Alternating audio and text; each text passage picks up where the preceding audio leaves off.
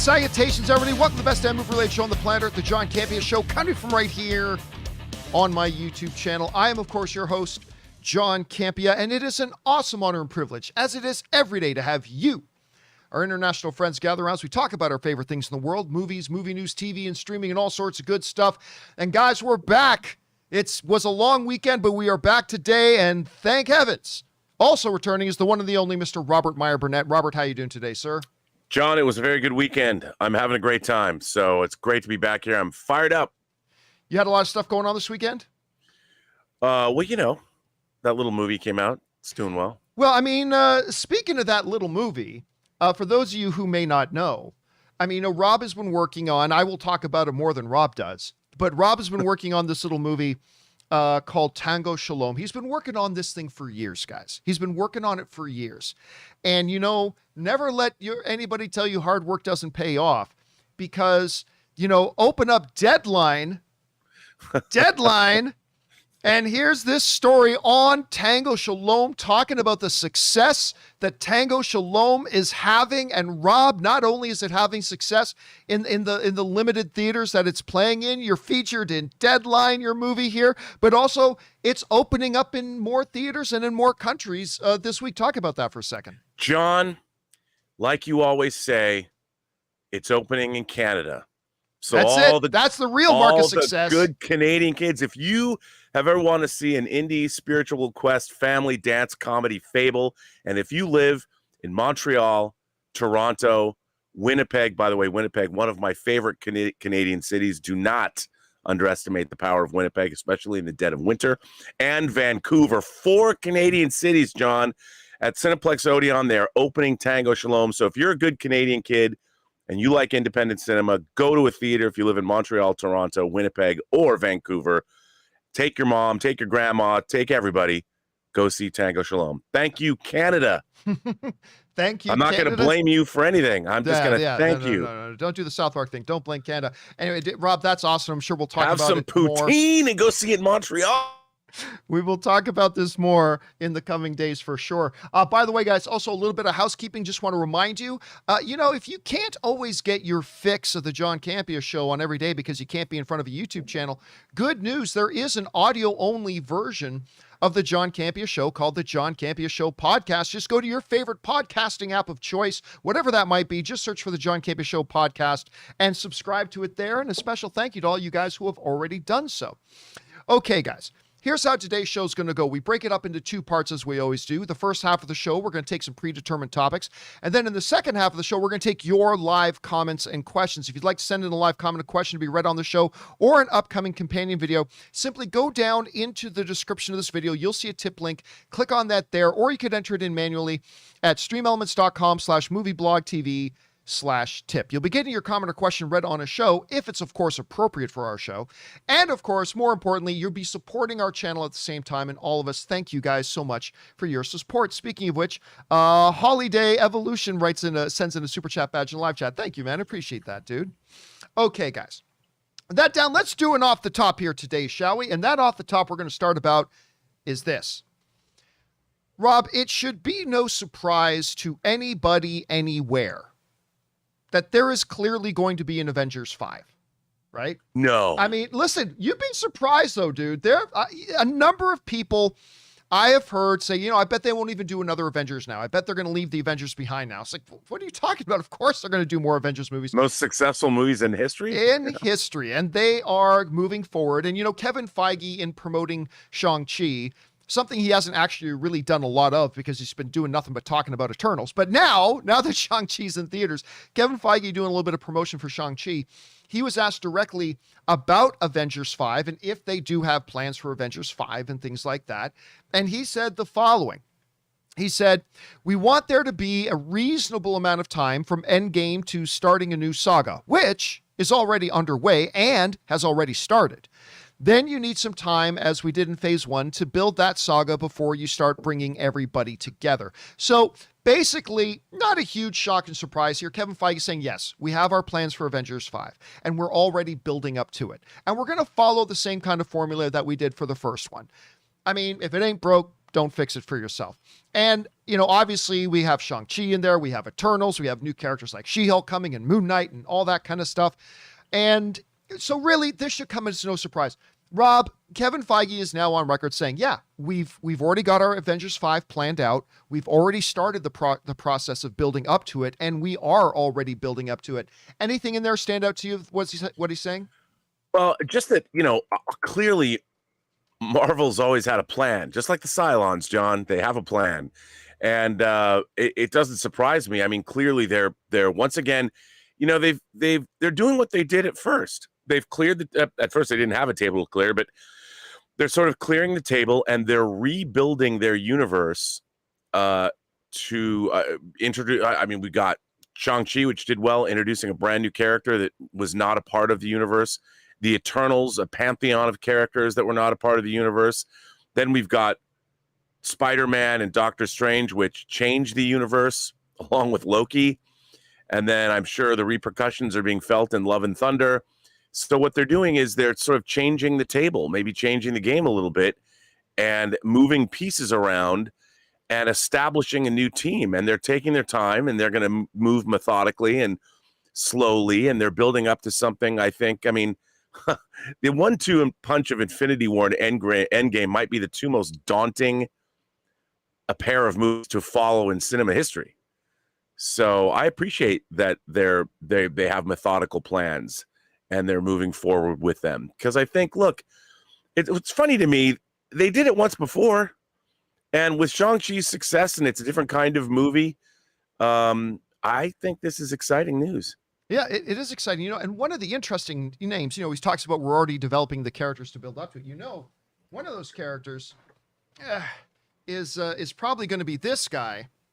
One of the characters probably going to see featuring in the Avengers moving forward. I don't know if my camera's going to focus on him. Oh, there we go. A little bit of Moon Knight action there. Look at that. Oh, Look at how beautiful this guy looks. This guy looks insanely good. Anyway, I just wanted to show that. Oh my God. I salivate, John. Salivate. Well, you and I are going to that event on Thursday, so I'll get it to you on Thursday. Anyway, guys, question is for you. What do you think about Kevin Feige's comments? Really, for most of us, it should be no surprise, but it is interesting hearing the man himself saying, we've already got a plan and we're already building to it. So there you go. What are your guys' thoughts? Jump down to the comment section below and leave your thoughts there. Okay, guys. With all that down, let's move into our main topics today. And how do we select our main topics here on the John Campea Show? Well, it's really rather simple. You see, you guys come up with them. Whenever you come across a big topic, issue, or story that you feel we need to cover as a main topic here on the show, just go anytime 24/7 over to www.thejohncampeashow.com/contact. Once you guys get there, you're going to see a form. Fill it out with your topic or question. It's absolutely free. Hit submit, and then maybe, just maybe, you might see your submission featured as a main topic here on the John Campea Show. With that down, Rob, what is our first main topic today? Oh, John, Brian Rogers says, John, at 11:15 p.m. in Ireland, I saw that magnificent character actor Michael K. Williams has died at the age of 54. Way too young. I became aware of Williams as arguably the best character from The Wire, Omar Little. Oh, yes. Fan favorite character Chalky White from Boardwalk Empire and many others. This dude held his own unique on-screen presence in multiple projects. His talent in movies and TV will be remembered, but sadly, gone too soon. Rest in peace. John, Michael K. Williams, obviously, I like so many, it was Omar. Man, what a character. I love The Wire. It's one of my favorite TV shows ever. But, since then, it's not just The Wire and it's not just Boardwalk Empire. He starred in a show called Hap and Leonard. He played Leonard Pine. Now, if anyone is a author Joe Lansdale fan, Hap and Leonard, great series of books, and I love that show. And I love those characters, and he was in Lovecraft Country. He played Montrose Freeman. And his career showed no signs of slowing down. I mean, he was in a lot of cool stuff, and he was just an electrifying screen presence, and man, he will be missed. Variety says Williams was a regular on many acclaimed HBO series, including The Wire, Boardwalk Empire, The Night of, and Lovecraft Country. He played Leonard on the Sundance TV crime series Happen Leonard. He had a recurring role on J.J. Abrams' Alias. He also acted in acclaimed films including Inherent Vice, 12 Years a Slave, Gone Baby Gone, and The Road. The actor's work often attracted awards attention, including 3 Emmy nods for Outstanding Supporting Actor in a limited series or a movie for his work in When They See Us, The Night of, and Bessie. He's currently in Emmy contention for Outstanding Supporting Actor in a drama series for his work on Lovecraft Country. He certainly will be missed. How do you feel about that, John? It was one of those things that I couldn't believe it when I read it. This guy had one of the most unique, distinct presences on screen. He did. When he would be there. Now, obviously, he will probably, when it comes to legacy, he will probably be most remembered as Omar on what some TV files consider to be the greatest show of all time, The Wire, as you were saying.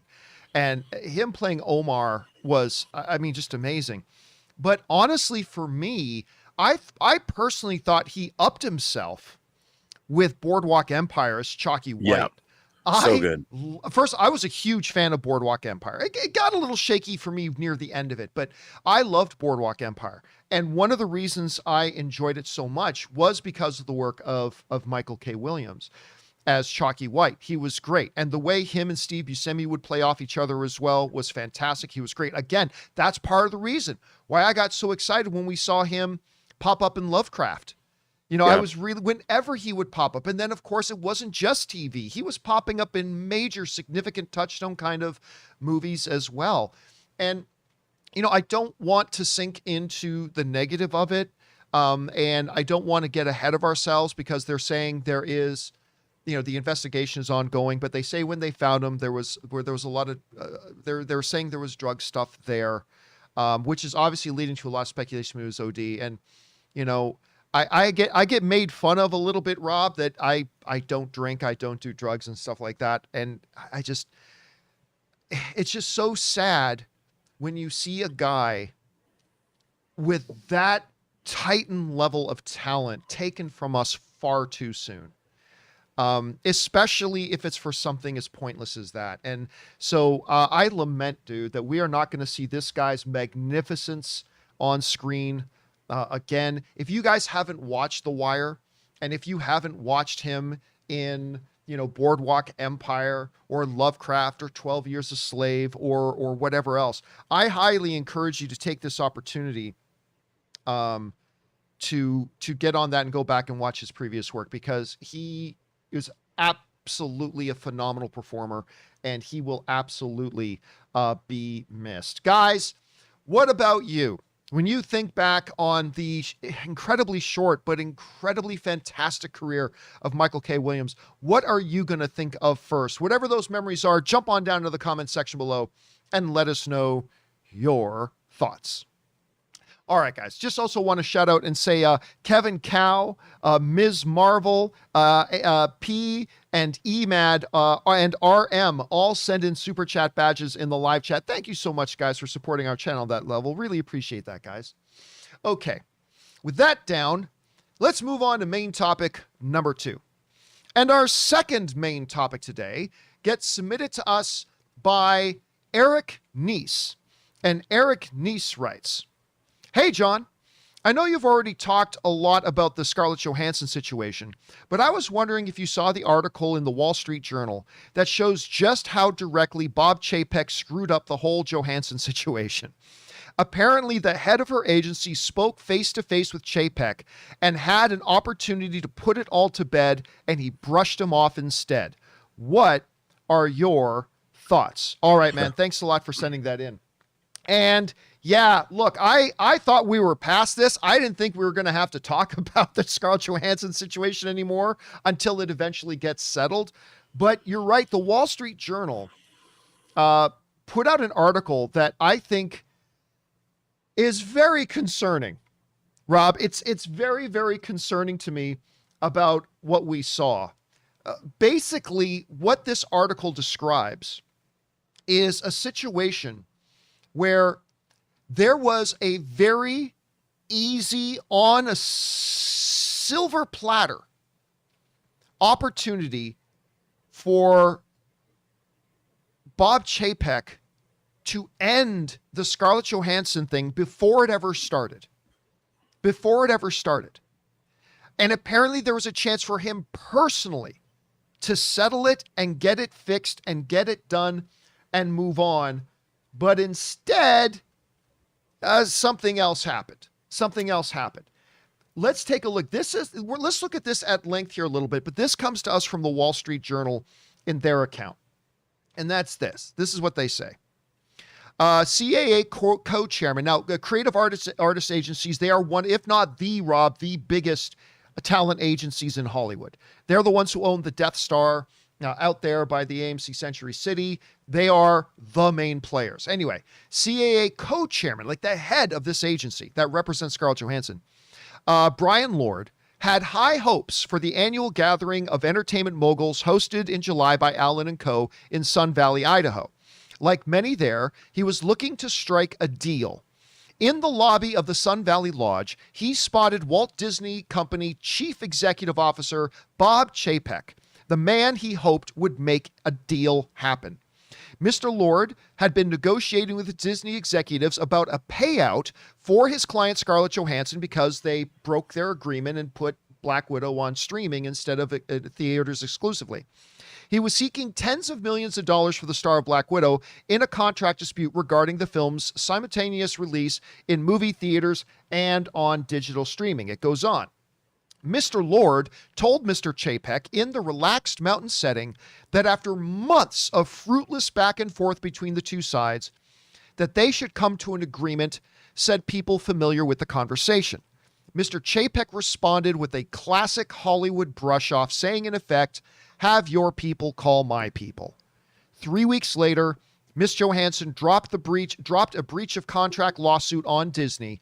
As Mr. Chapek had done throughout his career in entertainment, he left talent relations to underlings, rejecting a potential opportunity to forestall what has blown up into one of the most acrimonious star versus studio battles in decades.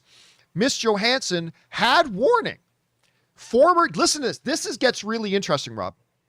Former Disney CEO Robert Iger said during a shareholder meeting in March of 2019 that Marvel releases would be available on Disney Plus immediately following theaters. That prompted Miss Johansson's team to ask Disney to guarantee that Black Widow would receive a traditional big screen release, her lawsuit said. Marvel's chief counsel, Dave Galluzzi, I should say, wrote in response that it is 100% our plan to do a typical wide release of Black Widow. Should that change, he wrote, we would need to discuss this with you and come to an understanding as the deal is based on a series of very large box office bonuses. So that comes to us. So rather, we learn a couple of things here. Number one, now what also goes on in the article, it describes that Scarlett Johansson's representation had tried repeatedly to reach out to Disney to make a deal, and they just ignored them. They wouldn't get back to them. They wouldn't counteroffer. They wouldn't enter negotiations, nothing. Then the head of CAA himself, like not even Johansson's personal agent, her agent's boss, gets together face to face with Bob Iger or with Bob Chapek and says, "Let's look. This might get ugly. So let's fix this right now. Here we are, you and me. You're the boss. I'm the boss. Let's settle this. Let's come to an agreement right here and now." Bob Chapek, I understand, Rob, that you want to delegate and you have people to do certain jobs, but when you run a team, at some point you need to step up and take charge and fix a situation before it becomes unfixably broken. And Bob Chapek had that opportunity, and once again, Bob Chapek botched it. He botched it again. Instead of sacking up, putting on his big boy, I'm the CEO pants, and saying, yes, you and I are the big dogs here, to the head of CA. Let's come to an agreement here so we don't have any nastiness, so we don't have, Scarlett is one of our most prized members of the Marvel family. Let's fix this before it becomes a problem. No. What did he do? He dropped the ball. That's all this guy seemed to have done since he came over to Disney. And again, I want to give this guy the benefit of the doubt. I want to say, hey, he came into the CEO-ship under very, very difficult circumstances with parks closed and theaters closed and all that kind of stuff. Very difficult circumstances. It's still roughly in his first year-ish of doing the job. You got to give him some time to learn the ropes. But Rob, it just seems like a broken record player over and over and over again. This guy screws up everything. He screws up everything. And to find out that he actually had the head of CAA face to face with him saying, dude, let's sit down. Let's have a conversation. Let's come to a good in principle agreement. And then we'll give that agreement to our underlings and they can hammer out the details. But let's come to it. And what'd he do? No. I got people that handle that. Because I'm the CEO now. I don't get my hands dirty. Bob Iger never would have let that happen. Bob Iger would have said, hell yeah, let's head over to that bar right now. Let's sit down, grab a couple of drinks, and let's not get our asses off the seat until we have an agreement. That's what Bob Iger would have done, but that's not what Bob Chapek does. And because of that, the most embarrassing PR thing from a talent company relations that has maybe ever happened to Disney has exploded. And maybe because of that, the Russo brothers might not come back now, which we'll talk about that a little bit later. But Rob, the more that information that comes out about how badly Disney's CEO has completely fucked this up is unbelievable to me. And kudos to the Wall Street Journal for their report. Anyway, Rob, you had a chance to read this report and see the things in it. What stands out to you, and where do we go from here? What's going on now? Well, I think the real problem here is that there was money involved, a lot of money. And I think that Bob Chapek was out of his depth. I think that he's like, we're now talking 10, 20, 30, 40, 50 million dollars. And he was like, he's not a guy that's used to in his past. He couldn't make some unilateral decision to spend that kind of money. You know, if the shareholders came down on him or if anyone else at Disney said, what? You did what? You made a deal to do what? You know, you need a sack, man. You need some big cojones to make a deal like that. And Bob Chapek is a corporate man through and through. He would never unilaterally make some kind of a decision that involved that kind of money. He doesn't have the balls. And I mean, this could have been a defining moment where he stepped out and said, you know what, this company's mine now. I've made a decision. I stand by it. So will Disney. And we're going to repair our relationship with Black Widow, one of our Avengers, our core team, because she deserves it. You should have just come out and said that shit. Stand up. Be a leader. But no, I'm sure faced with the daunting task of having to spend some actual money without making consultations with whomever he figured he had to make consultations with, he wouldn't do it. You know, I think that this moment could have been a defining moment where he came out from under the shadow of Bob Iger and planted his own flag, the Chapek flag on Planet Chapek. But he didn't do it.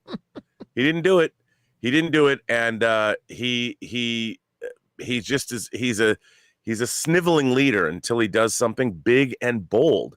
That's how you make a company your own. You don't apologize. You don't look back. And was it risky? Sure. Could it have ended his career if he made the wrong choice? Maybe.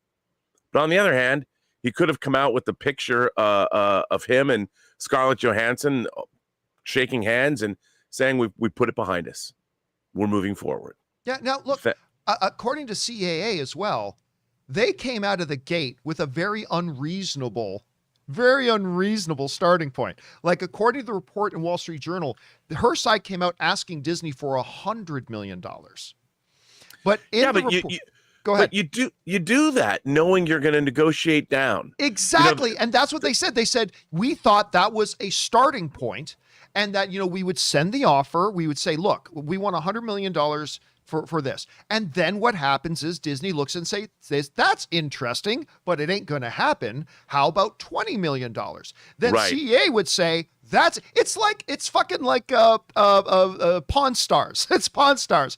Yeah. I can't give you 500 for that book. Best I can do is 200. And you go back and forth, but they wouldn't even respond. That's the thing in the Wall Street Journal says, like, after they sent out the initial offer, they expected a counter offer. Never came. They reached out again. No response. Reached out again. No response. And you're right, Rob, you put it perfectly. Bob Chapek doesn't have the balls to do this job.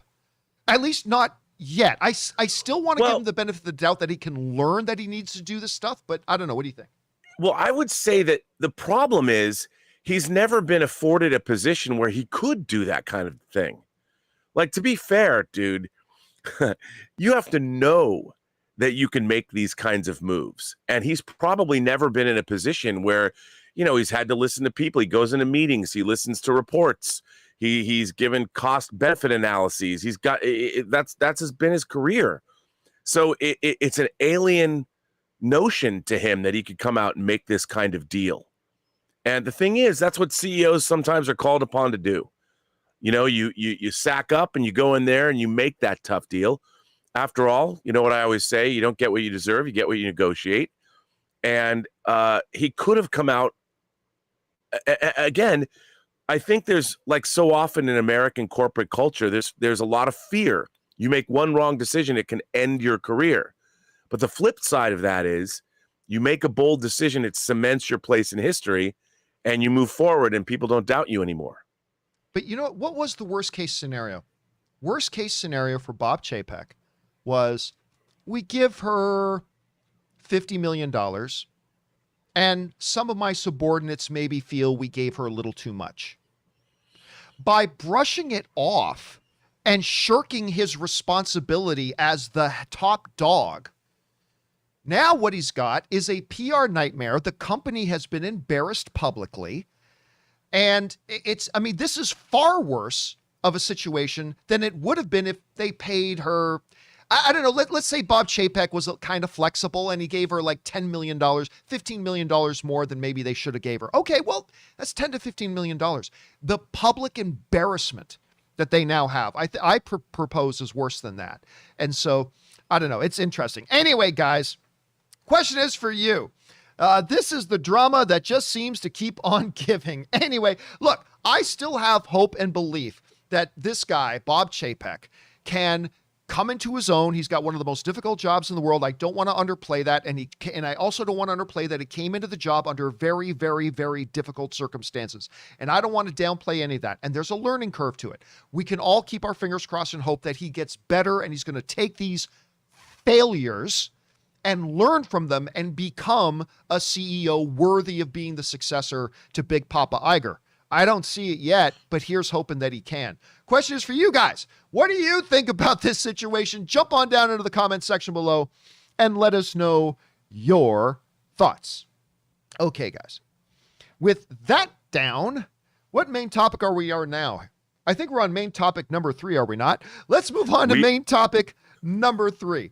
Rob, what is our third main topic today? Well, John, it comes from Dion.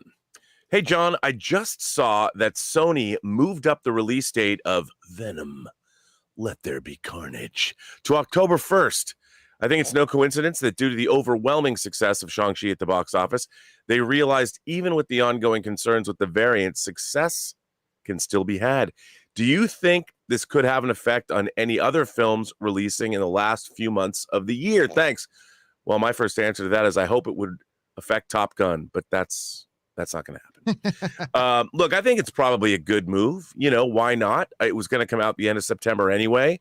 They did a little bit of juggling around and they moved it back 2 weeks. Why not? You know, I think it can only be a good thing, you know, coming off of Shang-Chi. I got to tell you, John, those movie posters for Venom, Let There Be Carnage are pretty damn cool. Yeah, it doesn't mean the movie's going to be good, but the posters are great. I love them. Yeah, I mean, I mean, this is kind of one of those movies like Godzilla versus Kong. I just want to see it. I kind of don't. As long as there's outlandish Venom Carnage battles, and they kill a bunch of people, I'm in.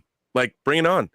I think the sooner it comes out, the better off we all are. Joe Blow says, fresh off the news that Marvel's Shang-Chi and the Legend of the Ten Rings is a major box office winner, pandemic or no pandemic, comes news that Venom, Let There Be Carnage's release date is in flux once again. However, rather than another delay, the film is being moved up. with Deadline revealing that Sony's superhero flick is now poised to open on October 1st. You can celebrate Halloween month, 31 days with Venom and Carnage. What's better than that, man? And listen, I'll tell you what, this was great news for me because I came out of our screening of Shang-Chi yesterday. Of course, we booked a private theater and we had some family and friends come and watch it. And I came out of the theater at one point to refill my soda. And lo and behold, I took a peek down at my phone. And when I peeked down at my phone, I got to see that the great news that we're going to get to see Let There Be Carnage a little bit earlier than we thought. They were moving it up 2 weeks early. Look, there's no coincidence here. This is directly tied to the success of Shang-Chi. Of course. This is them looking at it and saying, oh, hell, look at that. This is working. Now, I don't know that Venom can have the same success that Shang-Chi did. I'm not saying they won't. I'm not saying they will. I'm just not really sure at this point of what's going to be happening. But look, Rob, you know how I feel about this. I loved the first Venom. I love the first Venom movie more than most people do. Like, granted, I admit that, but clearly a lot of people did like it. And it was a smash success at the box office, making over $800 million. A movie that everybody's saying, without Spider-Man, it can't be, it's going to flop without Spider-Man. Well, guess what? It made over $800 million without Spider-Man. And I thought it was tremendously entertaining. Again, I know not everybody feels the same way, and that's cool. I accept that. That's fine. But I have been very much looking forward to this. I loved the last trailer.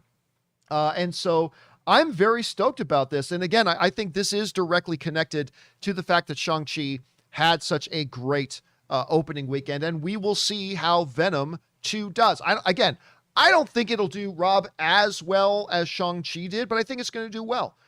I think it's going to make money. I think it'll make 50 plus million on its opening weekend, maybe much better. But then again, I thought Shang-Chi was going to make 45 to $50 million. And look how that turned out. But we'll talk about that in just a bit. Now, anyway, guys, question is for you. I am tremendously excited about this, that we are now going to get Venom a couple of weeks sooner than we thought we were.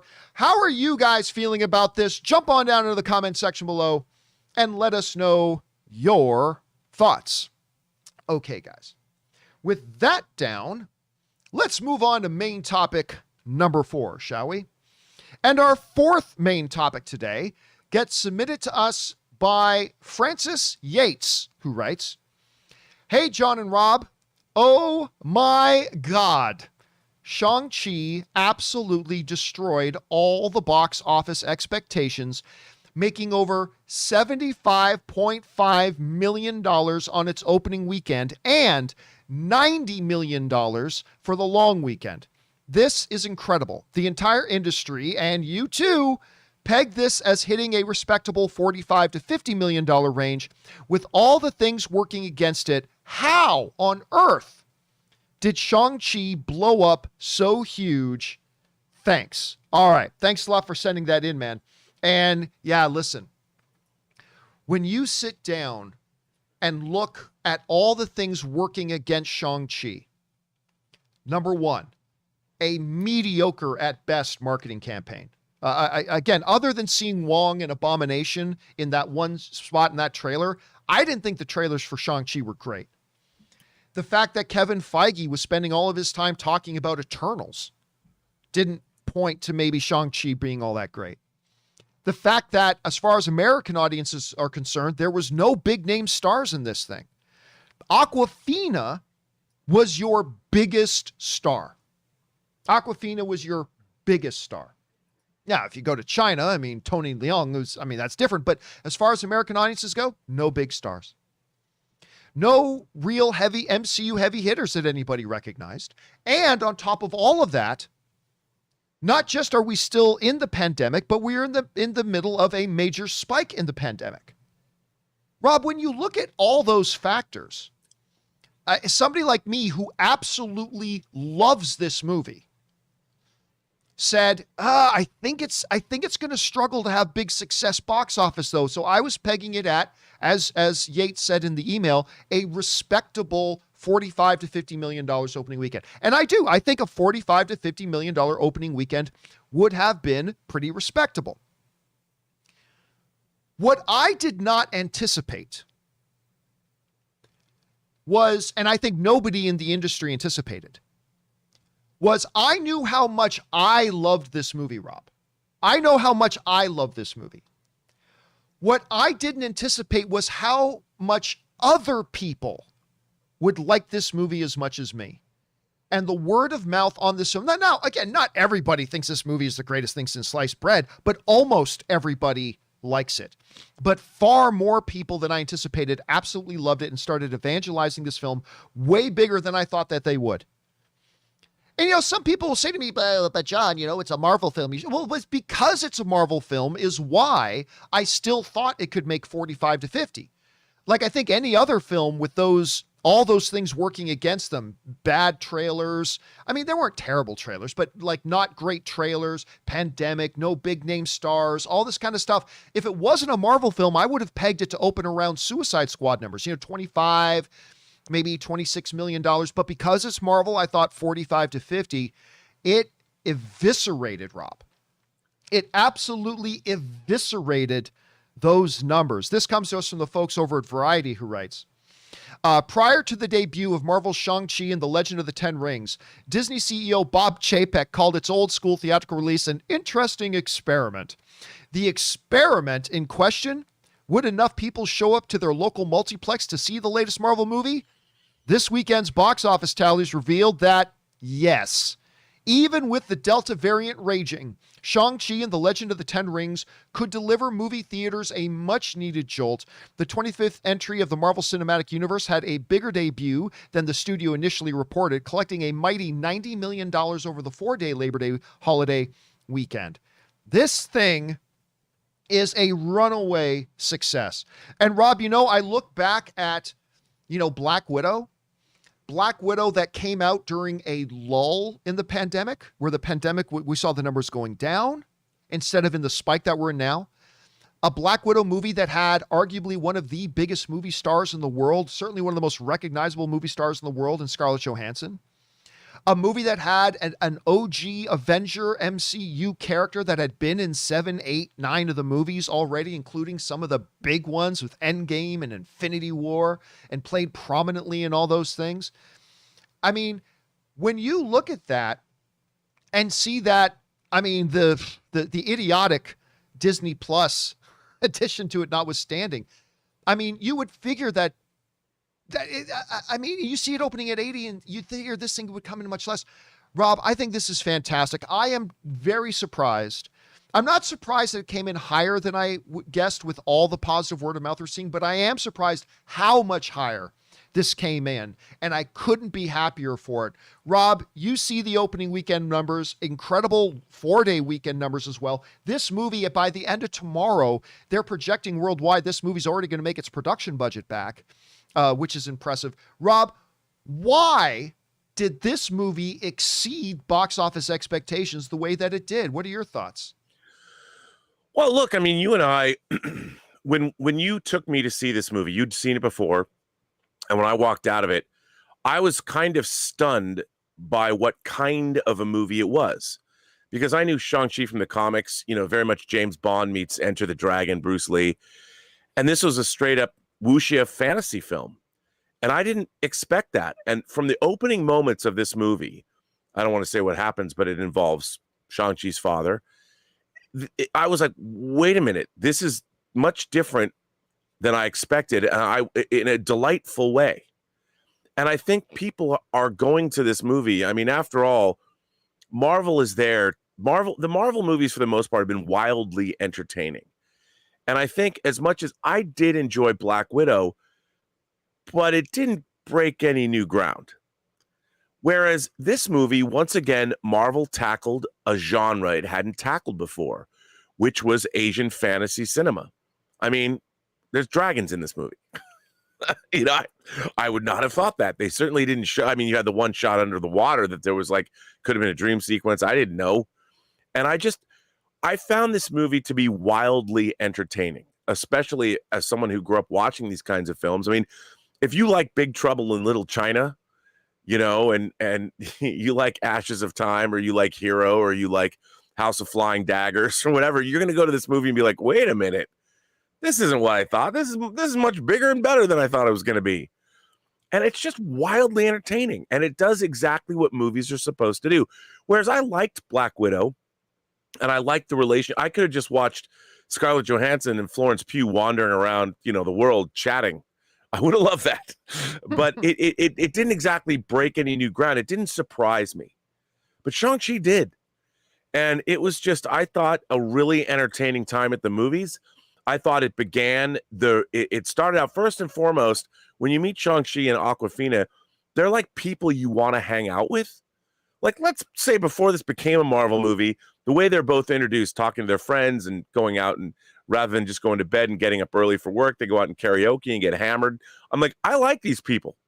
I want to hang out with them. I'm tired of being in a pandemic. I want to hang out with Sean and Awkwafina. That's how the movie began. And I think it drew audiences in, and I really think it provided what people have forgotten could be had at the movies. And that is a really great time. You're just hanging out with your friends that turn out to be people that may or may not save the world. And yet they begin as relatable people. They draw you in. You watch this story unfold. And I would call the movie delicious. We were called shills, John, because we're like, oh, these guys, how good can this movie be? Well, don't listen to us. Go see the movie. And people did. And we were right. And people did, and they went in much bigger numbers. Now, Rob, I'm seeing some people in the live chat are saying, by the way, Hulagoo79 sends in a super chat badge in the live chat. Thank you, Hulagoo. I see a couple people in the live chat saying, well, it only made that much because it was a holiday weekend. This holiday weekend is one of the worst weekends historically for box office. Yeah, this didn't just make money for the holiday weekend. It shattered, like destroyed every previous record by a wide margin. No one opens movies on Labor Day because people don't go to films. The fact that this made as much money, this is pre-pandemic level money. It shattered the pre-pandemic level record. Yeah, and the you know what the all-time record for movies opening on Labor Day weekend is? And this is pre-pandemic. Pre-pandemic, $30 million. Yeah. $30 million is the previous record. I mean, so basically studios have avoided putting movies on that weekend because that's generally the weekend that people aren't going to the movies. They're going out of town, they're doing whatever. And so I'd say personally, it ain't because it's on the Labor Day weekend. For me personally, it's like that just makes it more astonishing that it did that. Like I mean, it's like almost like, oh gosh, 2.5x over the record. It's absolutely crazy that they were able to do that. Anyway, guys, why do you think that Shang-Chi was able to shatter the box office expectations as hard and as strong as they did? Obviously, the movie's good, but so is Suicide Squad. Suicide Squad's great, in my opinion. Not everybody loves it. Suicide Squad, I will say it, is effing fantastic. But it wasn't able to make any money. Shang-Chi, also effing fantastic, did come out and was able to make money and exceeded the expectations. Why did it do that? What do you guys think? Jump down into the comment section below and let us know your thoughts. And by the way, Pokhan sends in a super chat badge in the live chat. Thank you so much, Pokhan. Appreciate that, man. Okay, guys. With that down, let's move into main topic number 5, shall we? Rob, what is our 5th main topic today? Well, Rizzo Gaming says, a story broke Friday evening that was first reported by the Wall Street Journal and then reported by numerous other outlets, that the Russo brothers were in negotiations to once again direct a movie for the MCU, but with the main headline being that talks have seemingly stopped because of what is currently going on with the ScarJo versus Disney situation. They're now concerned about how their movie will be released and how they will be paid. What are your thoughts about all this new information? Well, again, this is something that was going to come up. Anyone that's paying attention, you have to ask yourself that same question. You know, the Russos made 4 movies with 4, right? They did Civil War. They did Winter Soldier. They did War. 4 movies. All of them had Scarlett Johansson in it. You know, and I'm sure she was the cornerstone. She brought the emotion. The Russo brothers really showcased her talents, gave her a lot of great stuff to do. The scene in Endgame was, I shed a tear. And I'm sure over 4 movies, you really, as directors, create relationships with their talent. This is a caring relationship. You want your talent to be taken care of, because the more the talent is taken care of, the better they do for you. And I think that the Russo brothers, it had to be pretty shocking if you look at the box office results of those 4 movies that they directed with her in it, not to mention the other movies that she did, like the voice that she did for Jungle Book, like 9 movies with Disney, and she's treated this way. And it's not like she was asking for something exorbitant. She was asking for what she was contractually obligated to get. This is what has to be remembered. Now, I know, look, you can talk about, well, she made $20 million. I don't care how much she made. It's what did she contractually sign up for? And she wasn't getting it. And they didn't play ball with her. And the Russo brothers are like, well, if you're not going to play ball with Scarlett Johansson, why are you going to play ball with us? We can't trust you. Even after the 4 movies we made, let's clock that box office, Disney. What assurances do you have? I don't blame them. The Wall Street Journal says, since the lawsuit, brothers Joe Russo and Anthony Russo, directors of Marvel's Avengers Endgame, the highest grossing movie of all time, hit an impasse in negotiations to direct another Marvel movie. The Johansson dispute left them unsure how their next movie would be distributed and how they would be paid, according to people familiar with the matter. The Russos declined to comment. Smart on them. I think they're not wrong, John. I mean, the question was, yeah, Scarlett Johansson signed a deal. If we sign a deal, what assurance that Empire Strikes Back, like, you don't hear Darth Vader's voice saying, pray I alter it. I don't alter it any further. What do you think? I'm going to sound like a broken record player today. This is, again, another repercussion of the failed leadership of Bob Chapek. And again, I say this as a guy who I'm cheering for Bob Chapek to succeed. I am cheering for Bob Chapek to come into his own. I'm cheering for Bob Chapek to lead Disney into great success. But all I have seen from this guy is failure after failure. Somebody in the live chat a little bit earlier, Rob, as we were talking about the, Bob Chapek refusing to negotiate a deal when he was face to face with the head of CEAA. And somebody wrote in the live chat, I took note of it, said, well, he's the CEO. He's got people to do that. You know who never thought it was beneath him to deal directly with talent when the need was there? Bob Iger. Bob Iger never thought it was beneath him to, hey, if there's a brewing problem that can cause problems for the whole company, I'm going to put on the Bob Iger pants. And I'm going to step in and I'm going to deal with this. And that is why all the talent and all the creatives and all the directors and all the producers loved Bob Iger, because he was willing to get in there. And what has been the repercussion of Bob Chapek not having big boy pants and not taking on the responsibility and not being a leader? What has happened? We've got this massive, embarrassing public falling out between one of the OG Avengers and the company that's embarrassing the hell out of them.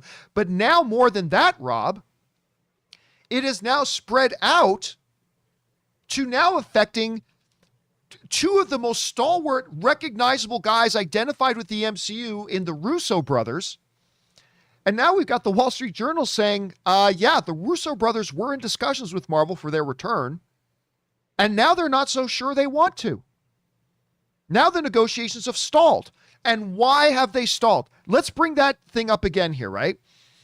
It says, they've reached an impasse in the negotiations to direct another Marvel movie. The Johansson dispute left them unsure about how the next movie would be distributed. Because, Rob, we saw in that comment, in that quote from the Wall Street Journal, that Marvel wrote to Scarlett Johansson and her representation and said, it's 100%. This thing, we are doing a full traditional wide theatrical release with this film. And if we don't, and the Russo brothers are now looking at that and seeing that they didn't make a deal with her to compensate her for all that kind of stuff. And they're dragging her name through the mud. That's the other thing, that the Russos are sitting back and saying, not only did you guys try to screw over Scarlett Johansson, you then publicly try to shame her for getting what you guys agreed to give her. Right. And the Russo brothers now are sitting there and like, Why should we trust you, Bob Chapek? Why should we trust you that you are going to act fair and you are going to keep your word and your company is going to keep your promises with us? What assurances do we have now? Guess what? Under Bob Iger, we had a decade-long track record of being able to trust the word of Bob Iger. If Bob Iger says that we're going to get this, we know we're going to get that. If Bob Iger says we're going to handle it this way, we know we're going to handle it that way. And hey, if our plans have to change, we'll make sure we treat you fairly and compensate you. With Bob Iger, they know they got all that. With Bob Chapek, you've got the most successful directors under the MCU have ever had, putting out Infinity War, Endgame.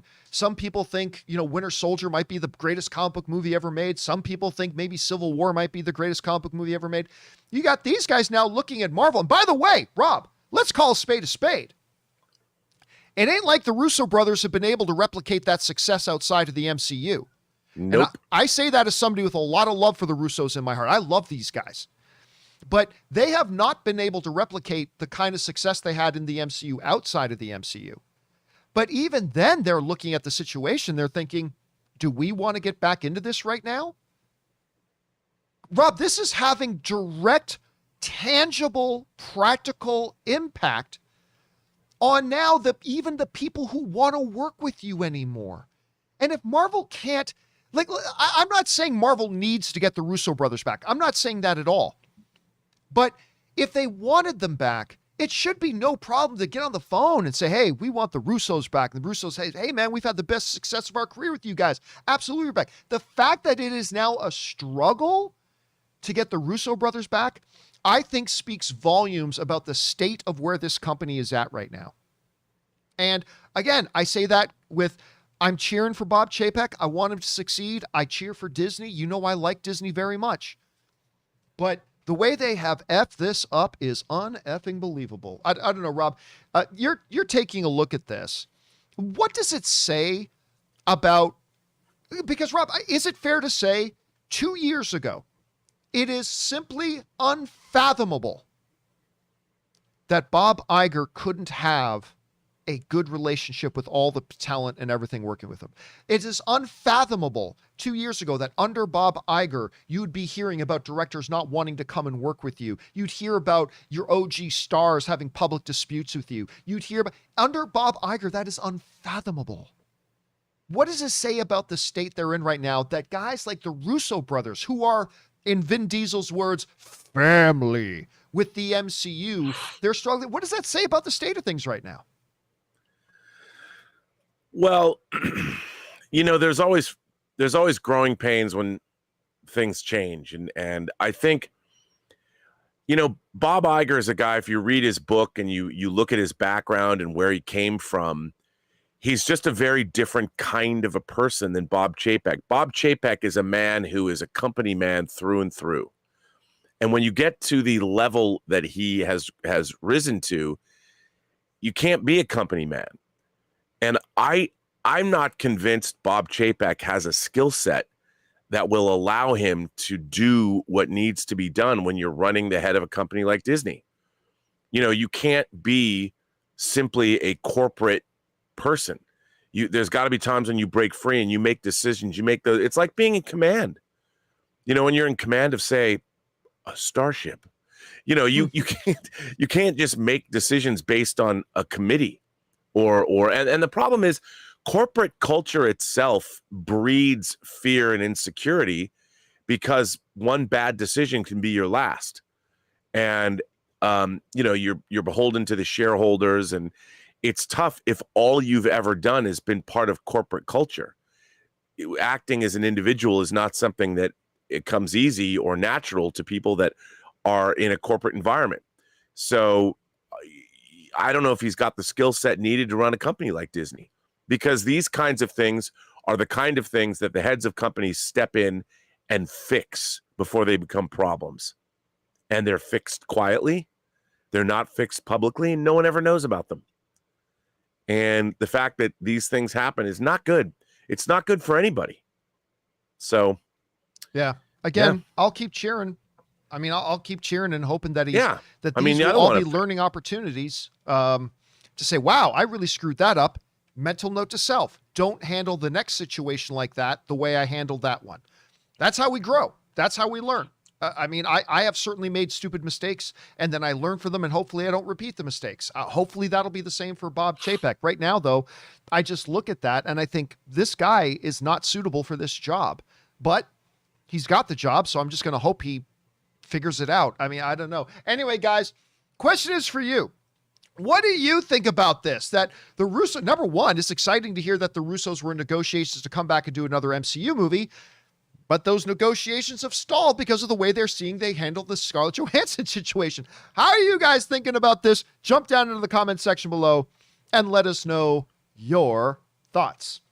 Okay, guys, with all that down and out of the way, we're now going to move on to start taking your live comments and questions. We fell behind a little bit over the long weekend, of course. We haven't done a show in a while, but let's start getting caught up on those right now, shall we? And we're going to get things started off here with Lance Bergsvin writes, "Hey, John and Rob, I went to the premiere of Shang-Chi tonight. This would have been when it opened on Friday, and the hype is real. Absolutely top tier MCU. The tie-in to Iron Man 3 was such a great surprise for me. Loved it. Can't wait for when you do a spoiler review. So much to talk about. And obviously, we did our spoiler review on Sunday. And Rob, I still remember I was at the premiere, and we were all excited getting ready for the movie to start. And then up there on their live stream of the red carpet, because now I'm inside the theater, right? And in the theater, before the movie starts at these premieres, they show the live stream of what's going on outside on the red carpet. Ann and I had already walked down it. And we see, and look, ladies and gentlemen, here's Ben Kingsley reprising his role as Trevor. And I'm like, well, I guess we know he pops up in the movie now, and that was broadcast over the web, so they just told the world that he's in it. Still, I thought it was delightful to see him in there. What did you think of him popping up in there? Well, come on. Gotta love it. What's wrong with that? It was great. Yeah, I liked it. I thought, and you know what? What I thought was really great about it is that they didn't overuse him. Like, No. he's in two key sequences, and then he pops up on screen for a second or two a couple of times, and that's really it. But anyways, I thought they used him very, very well. All right, Russell Amador writes, let's see. Hey, John, today will be my second viewing of Shang-Chi. 2 weeks ago when I saw it, I absolutely loved it and thought it's easily one of my favorite origin stories. I'm torn between this and Doctor Strange being my top origin MCU film. Listen, for me, it is easily the best origin film in the MCU. For me, it's the best. Now, I'm not saying that it's way better of a movie overall than Doctor Strange, but as an origin story, I personally thought it was the best one they've ever done. That's just me. All right, next up, Rainy Parade writes, Shang-Chi was like taking a shower with a broken water heater, but at least the water wasn't that cold. Or like going for breakfast at the Ritz-Carlton and they put ketchup on your eggs. You mention it to them and they scrape it off, but you can still taste it a bit. Your analogy makes no sense, Rainey. I'm gathering from it that you're saying that you liked it, but you didn't love it. You thought, I'm not really sure, but thank you for sharing your thoughts regardless. All right, Rob Tari writes, hey, John, I've been listening to countless fans expressing their theories on how Feige will introduce X-Men into the MCU, and frankly, they just overcomplicate things. But let me guess, Rob, you have the answer, right? Everybody thinks they've got the answer, Rob. Everybody thinks they've got the answer. Anyway, and Rob Terry is no different. Okay, I think it's actually quite simple. Here's my unasked for theory. Just say they're from another universe. Don't overcomplicate it with multiverse crap. Well, by saying they're from another universe, you are literally saying it's going to be multiverse crap. Anyway, just literally say they live in another version of our world, that's multiverse, where there are no Avengers, and it's similar to the Fox X-Men verse. This way, you can still keep the rich history of the X-Men and not overstuff the MCU.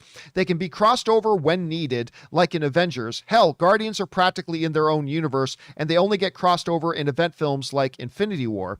Well, no, that's completely different. They're just geographically far away from everything else, but they are very, very much tied in the same universe. Anyway, this results in X-Men standalone movies and an occasional crossover. Maybe Doctor Strange stumbles upon their universe and meets Xavier. Then when Avengers need more help to fight some cosmic enemies, Strange can say he knows someone, a la Stark with Spidey. Again, Rob, look, you know my personal preference for how I think they should bring in X-Men is, and it's not what they're going to do. It's not what they're going to do. It is just what I wish they would do. The MCU is already overstuffed. It's already overstuffed. There's already a superhero on every corner. Nothing is special about superheroes anymore. Everybody in that world has seen 55 guys that can fly over the sky and shoot lasers out of their eyes or lift cars or whatever. There's nothing special in it anymore from that point of view. Do we really want to inject another 100 characters into it? And then somebody will say, well, Judd, in the comic books, yeah, well, this isn't the comic books, is it? This is a different medium. This is a totally different medium than the comic pages. But my way I wish they would do it is just have a completely separate X-Men movie franchise. That's completely separate from the Avengers movie franchise, completely separate from the MCU. That way you could have all these great stories and things in the MCU, and you can have all these great stories with X-Men, maintain their rich mythology and have them be special in their world. That's not what they're going to do. It is not what they're going to do. They're going to put them in together. But I've still yet to hear a really valid, good theory. I haven't come up with any myself either, by the way. I don't know, Rob, what do you think about Rob Terry's theory?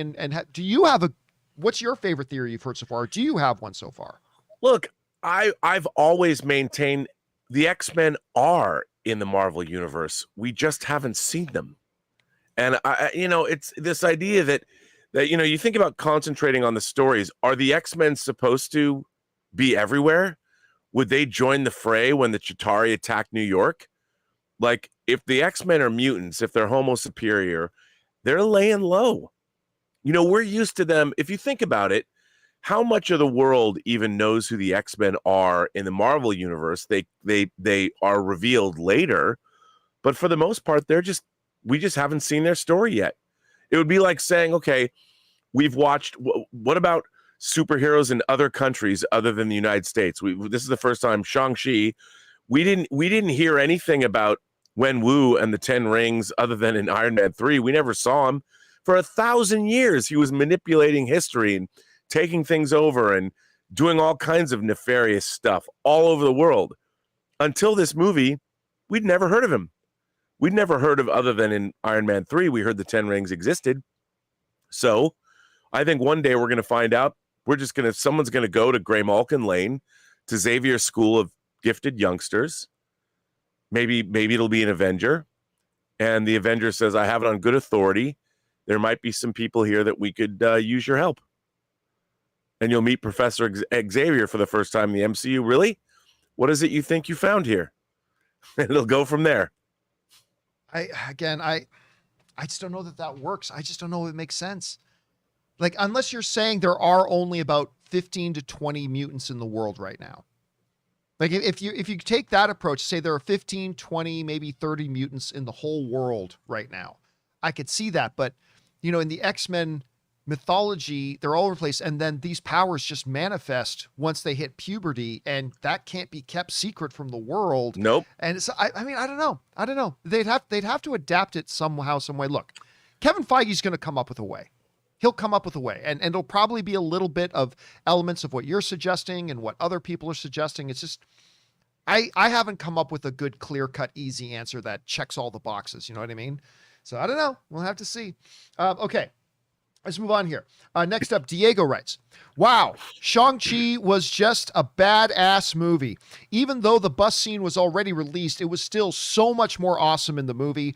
I could watch a Wenwu solo film. Oh, me too, man. A Wenwu solo movie any day. Also, I have a theory about the mid-credit scene. We'll discuss that on Sunday. And of course, we did that on Sunday. And Rob, I just, whenever I see this movie, I've seen it 6 times now. Whenever I'm in the theater and that bus scene starts, I'm literally doing this in my chair. The speed and the grace and it is just top notch martial arts choreography for film. Yep. It just looks beautiful. And I've said this before, but I'll say it again.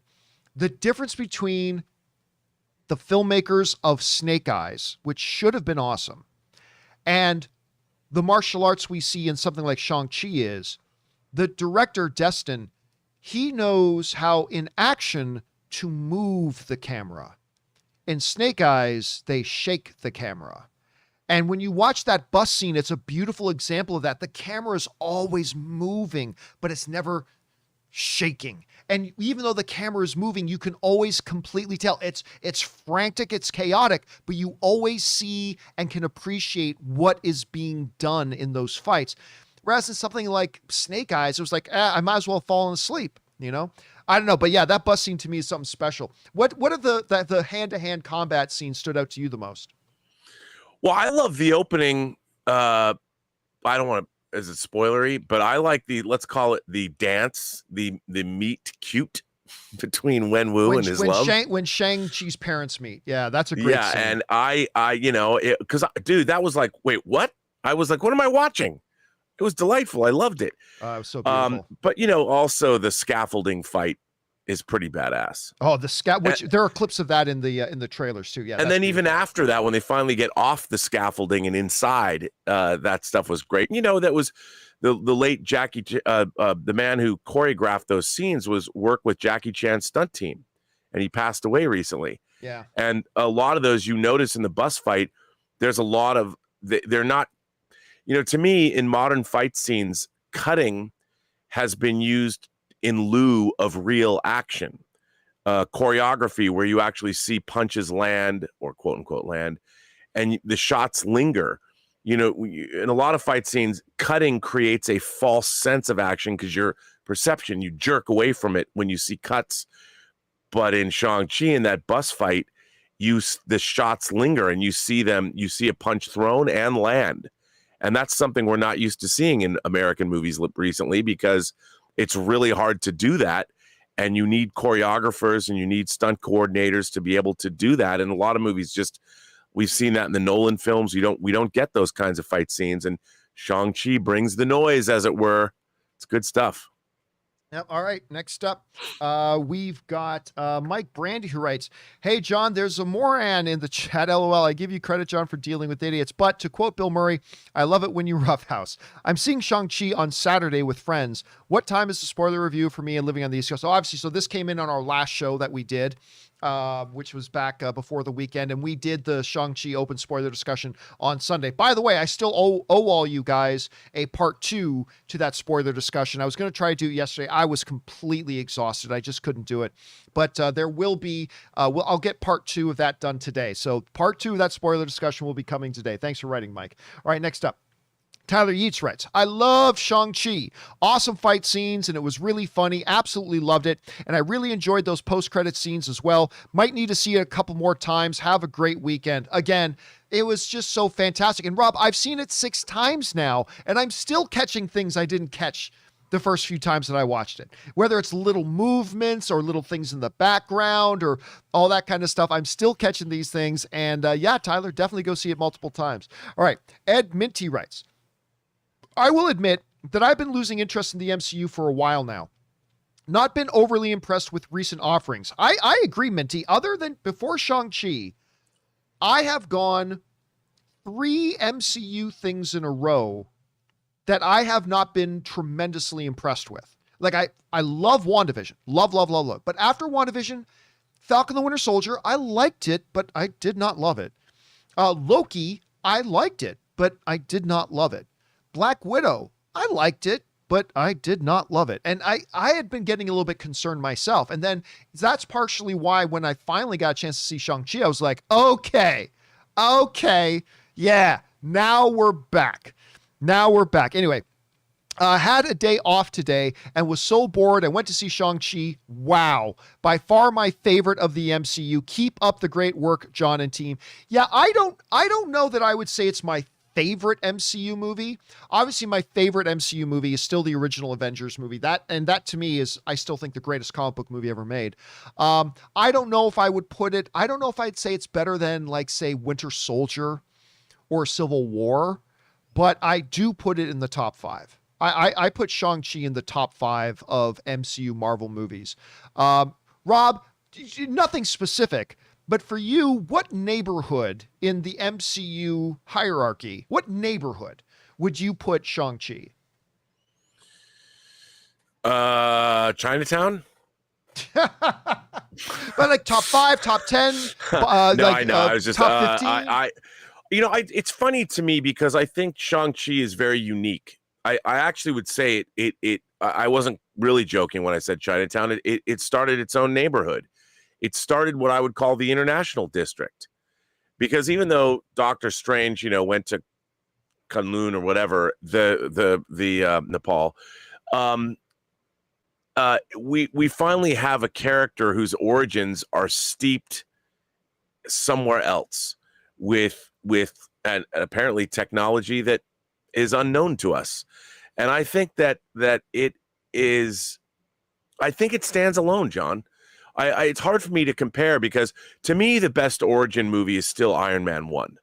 I think Iron Man 1 remains, without Iron Man 1, it was much more in the real world than anything else, but it started the Marvel Universe in grand fashion. It still remains the story of, it's a fairly intimate story compared to the rest of the Marvel Universe. But I did think that Shang-Chi had an advantage in the sense that it was a movie about friendship. It was a movie about family. It was a movie about relationships first.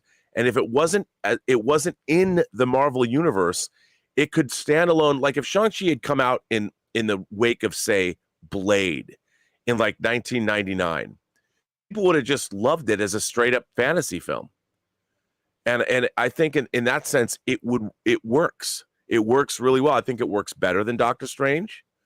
I think it works better than, I mean, to me, I do think that Iron Man, Thor, and Captain America are the first Avenger. I would put it as number 4.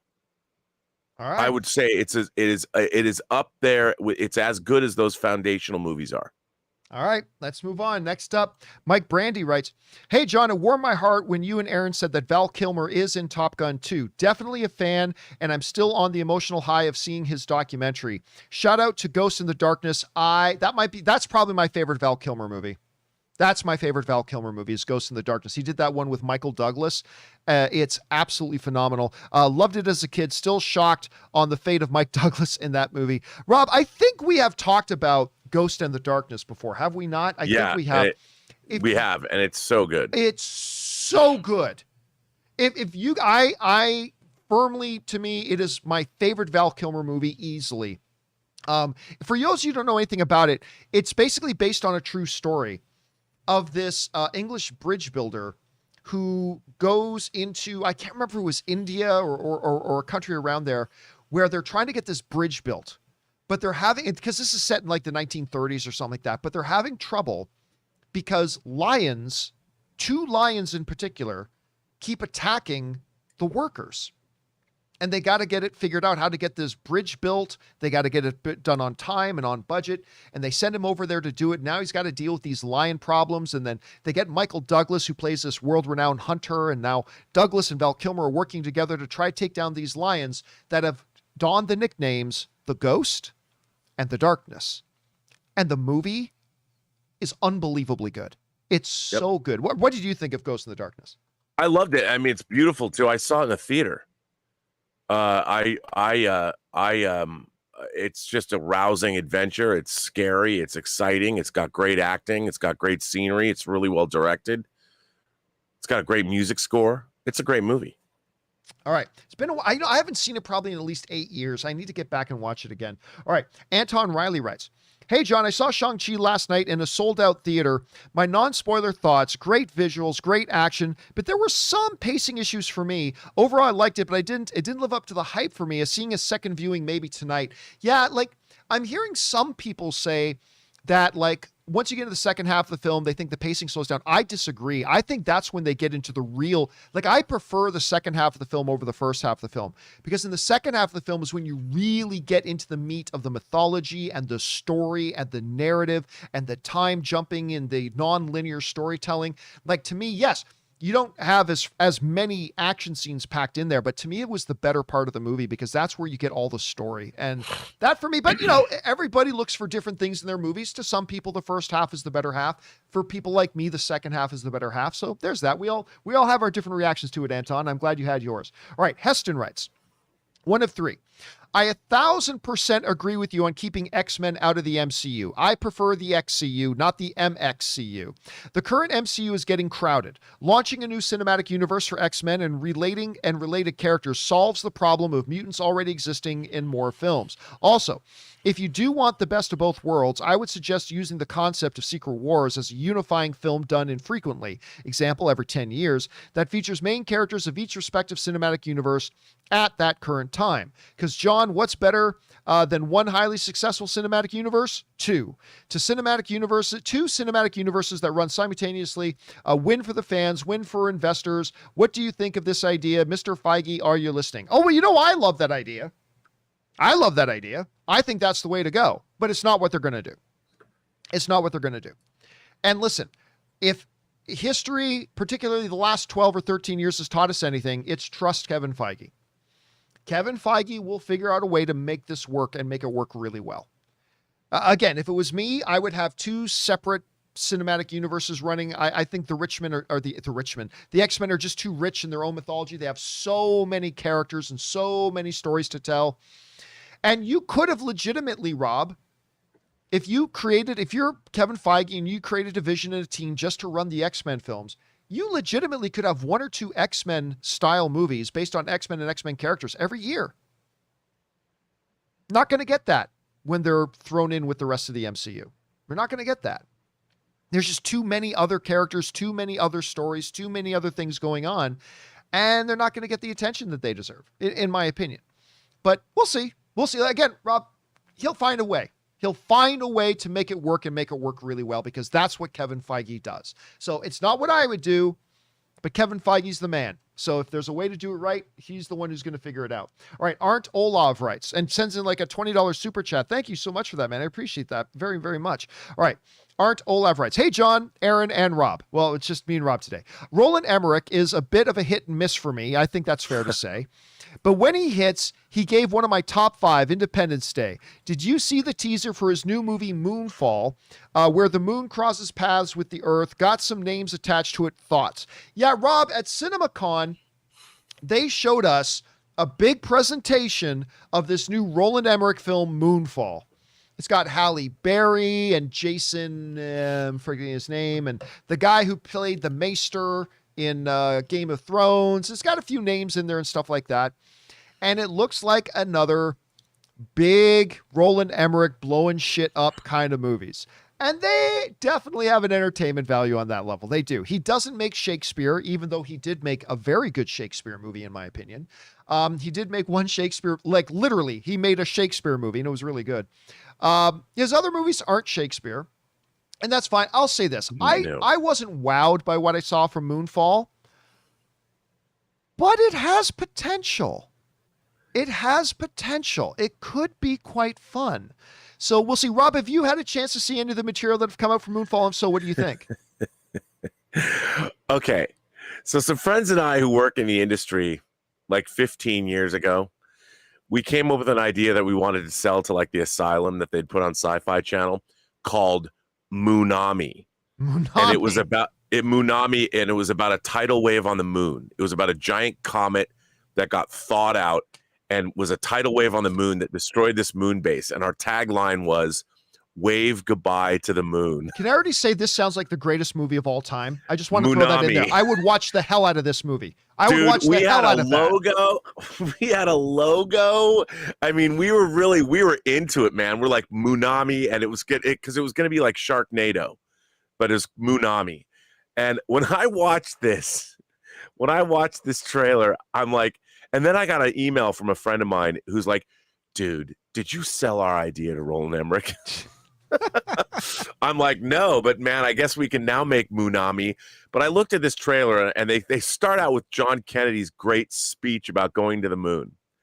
And like in the trailer, it's like, we're not going to the moon. The moon's coming to us. I got to tell you, I cannot wait for this movie. I mean, it looks like there's got to be alien technology in this. I don't even know. I'm just, I thought the destruction of London in Independence Day Resurrection could not get more ridiculous. I'm like, this is the most over the top.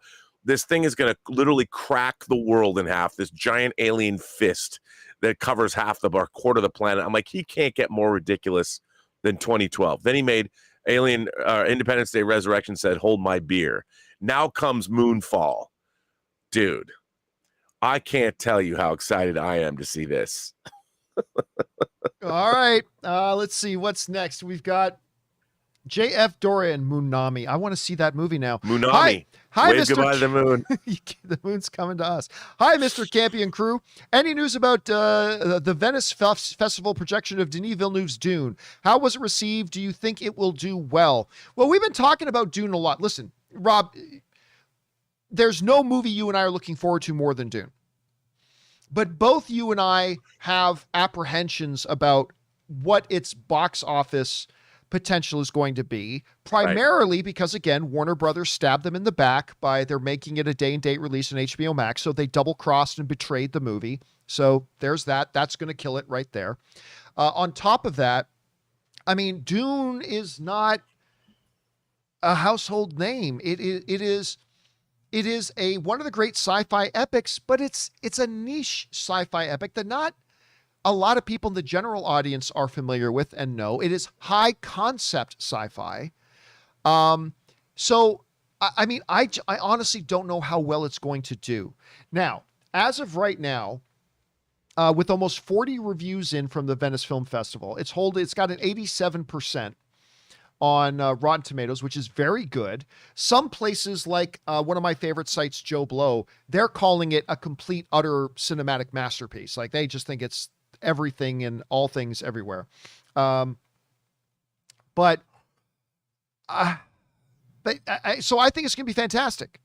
I'll be honest with you though, Rob, at 86%, even though that's great, 86% is great. It's not as great as I thought it was going to be. I thought it would be in the mid 90s. But granted, this is only 40 reviews. We'll see what happens once there's 150 reviews or 200 reviews. But yeah, I'm still concerned. I am still concerned about how well it'll do financially, even without the backstabbing of the movie by putting it on HBO Max day and date. Even without that, I would still be concerned with how well it could do.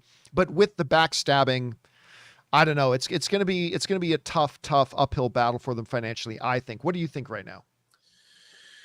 Well, yeah, I mean, look, when I was growing up, when I was a kid, Dune was spoken in such reverential terms, the novels. And then it was a big deal when God Emperor came out, when God Emperor of Dune was the fourth Dune book, and then Heretics and Chapter House Dune. And Dune was a big deal, you know, and yet now it's sort of fallen. I think it's fallen away because I think less people are reading canonical science fiction, the great works of canon science fiction, whether it's the Foundation trilogy or the Foundation books and Dune and Stranger in a Strange Land. Like, to me, when I was a kid, I just heard all about the great science fiction novels all the time. But there's been a lot of books that have come out since then. And I think a lot of people, Dune, you know, it was first made in 1984 by Lynch. Then there was the Sci-Fi Channel miniseries. And I think it's the kind of thing where people just don't know what it is. And it's a pretty dense, from what people have said, it's not story-driven as much as, say, Lord of the Rings is story-driven. It's almost like you're watching a myth. And how it's been described, it sounds to me like it's exactly what I wanted from it, like this filmmaking on this grand scale that really, people have said it really feels like they went across the universe and filmed something somewhere on another planet, that it doesn't even feel like it's shot on Earth, which I'm like, bring that on, man. I'd love to see that, but I think it's a niche thing. It's not for everyone. You know, you don't have Frodo Baggins who has to throw the one ring into the crack of doom. You know, you don't have that. And it's only half the movie. I think that's going to really maybe hurt it. People are going to get to the end and be like, wait, what? But we'll see. Hopefully it's one of those transportive experiences that people can't get enough of. But I worry because, John, this is an expensive film. And in order to make Dune 2, and I mean, I always thought that the Paul Atreides story, they wanted to make it in 3 parts, is Dune, instead of Dune Part 1, you know, Dune Prophet and Dune Messiah would probably be the what I was told they wanted to do, because Paul Atreides' story does not end well. And I thought that's what they wanted, but I don't know. I just don't know with the day and date thing. I don't know if people are going to go see it. I'll tell you what, I'm seeing in IMAX, man. I can't wait. Dude, I tell you what, they showed us like a good 10 plus minutes of the movie at CinemaCon, and it was fucking glorious.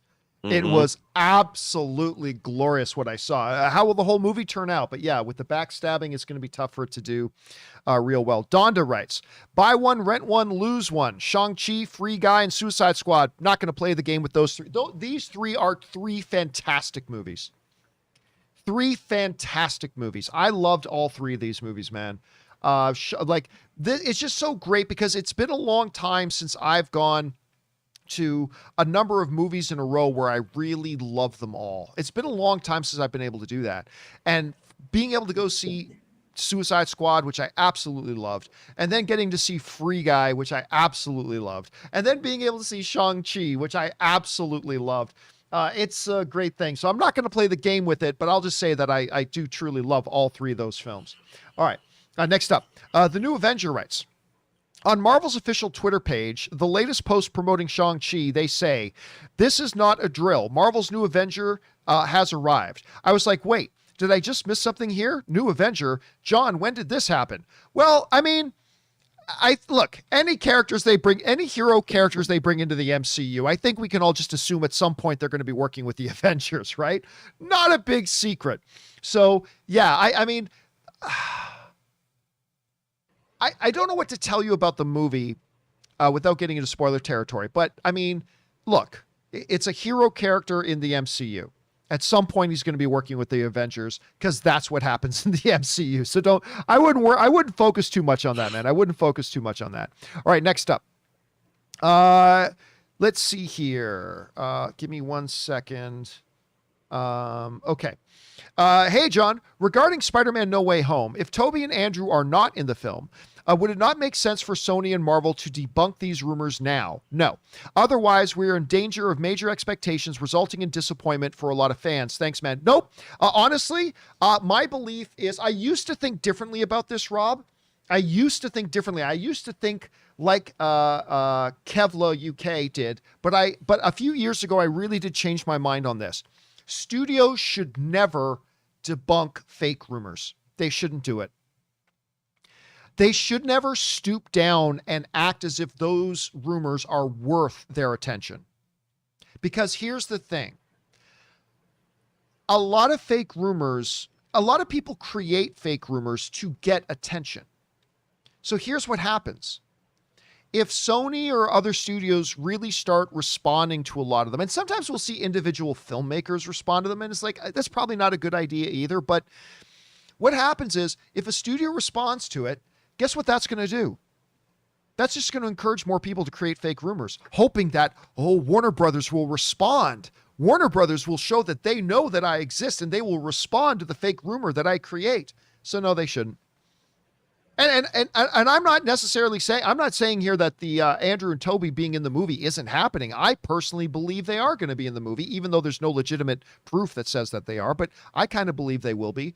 But no, because the moment you start responding to fake rumors publicly, that's all you're going to be doing every day. You're going to have to create an entirely new department. And then pretty sure through process of elimination with all the fake rumors, pretty soon people are going to be able to figure out what is in the movie and what isn't in the movie. So no, I do not believe, I used to think differently, but today I no longer believe that studios should respond to fake rumors whatsoever. They should stay quiet about it. And listen, if people get psyched up about Tobey and Andrew being in the movie, that's your own fucking fault. Sorry, but that's your own fucking fault. Because Sony never said Tobey and Andrew are going to be in this movie. Disney never said Tobey and Andrew. They never even remotely suggested that they would be. I believe they would be. But if you get all disappointed and let down because they're not in it, that's your own fucking fault. Because they never told you they would be. And they never even remotely hinted they would be. So, no, I don't know, Rob, this is a good question, especially with the way fake rumors spread around so quickly. Should studios like Sony come out and make public statement about these things, or should they just ignore them? What do you think? I think they should just ignore them. Let people speculate. It's the studios. What's so strange? We live in this. Look, whatever is in Spider-Man No Way Home was in the script 2.5 years ago. You know, it's already done, and we'll see it when we see it. You know, we become obsessed with spoilers and rumors and this, that, and the other thing. But to me, it's like, look, we're talking about rumors for something that's already been made. It's not like it hasn't happened. It's just we don't know what has happened, and we'll know when the movie comes out. And I just find this obsession with whatever, like Marvel, they can already tell you. If you really sat down with Kevin Feige, he can tell you what Avengers 5 is going to be. They already know. Of course they do. We don't. We don't. And so speculating is fun. That's what it's fun to be a fan. But like, remember, these things are made so far out of the gate. They're already planned so far. The difference is we just don't know. And people are like, oh, I've got a spoiler for this. I'm like, no, the spoiler has already happened. We just don't know it yet. And for me, I've just never understood it. It's not really a spoiler necessarily, because people who worked on the movie know. It's not like it's something that that hasn't come to pass. It already came to pass. We're just ignorant of it. And it's a funny thing that they already know how the X-Men are going to be in the MCU. They know. We don't. But it's fun to speculate. I think the studio should never respond to speculation. I read an interview. I think it was on Collider. I read it this weekend. Kevin Feige, it might have been with Frosty. I'm not sure. The way Kevin Feige responded, he just, every answer was a non-answer. It was just genius. I love that guy. Look, here's the problem with fandom today. And if you are one of these, you are weak-minded. And I have fallen trapped to this too. So I have been weak-minded sometimes when this comes true as well. Me too. So here it is. We talked about this a lot when WandaVision came out. Never let speculation become expectation. Let's say that again. Never let speculation become expectation. If you let because speculation is fun. Like, I heard a lot of people coming out of WandaVision saying, oh, we should never speculate. No. Speculation is fun. We should speculate. We should absolutely speculate. We should come up with theories and speculation. We absolutely should. But here's the difference. When you allow your speculation to become expectation, well, then that's on you. And what happens is, when you make speculation into expectation, then you become one of these toxic troll-like fans who go, now they better do what I want them to do, or I'm not going to like this movie. Oh, poo-poo, go ahead and play with your fucking Teletubbies, you little insolent child. Like, and that's what and I've done it. And Rob, you've done it. And I guarantee every fucking one of you watching this show right now have done it. We've all done it. But when we do it, that's on us. When you allow your speculation to become expectation, and then you go one step further, where you make your expectation become a prerequisite. Now, I speculated they could do this. Now I expect they'll do it. And now for me to like it, it is a prerequisite that they do it. Well, then that's on you. And then you're part of the problem. And you're the one who's taken the fun away from all this, because you need to go into a movie and just evaluate a movie for what it is. Not what you wanted it to be, not for what your expectations were. Just evaluate the movie for what it is. It's like, but Rob, right now, there are going to be people out there right now who have this Toby Andrew stick shoved so far up their own asses right now that this movie could be, I mean, I don't know if the movie's going to be any good or not. I just don't know. But it could be the greatest comic book movie of all time. But if Toby and Andrew aren't in it, that stick up their ass is going to continue to tickle their intestines, and it's just going to be, no, I didn't like it. Why? Because it didn't have Toby and Andrew. So what? Lots of comic book movies don't have Toby and Andrew. Well, they needed to put Toby and Andrew in this because they let their speculation become expectation, and then they evolve their expectation into a prerequisite. And that ruins fandom. It ruins your own fandom as well. And so if they don't have Andrew and Toby in this movie, and I think they will, but if they don't, and you walk away with, an asshole puckered lips and you didn't like the movie because there wasn't Andrew and Toby, then that's your own effing fault. That isn't the fault of the studios. That's not the fault of the filmmakers. That's not the fault of anything. That's your own fault. I think they will be, but guess what? If they're not, I'm just going to evaluate the movie based on its own merits. And was it good? Was it fun? Was it great? It doesn't have to have anything else in there. I don't know, Rob. How would you respond to that?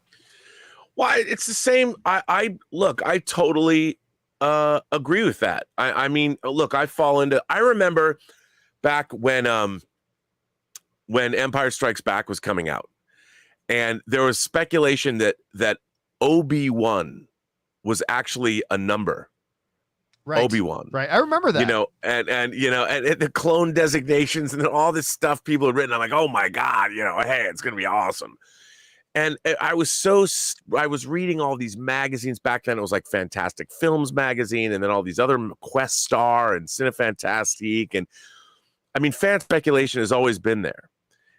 But to me, I kind of realized that, you know what, we're going to get the movie, and then we're going to know.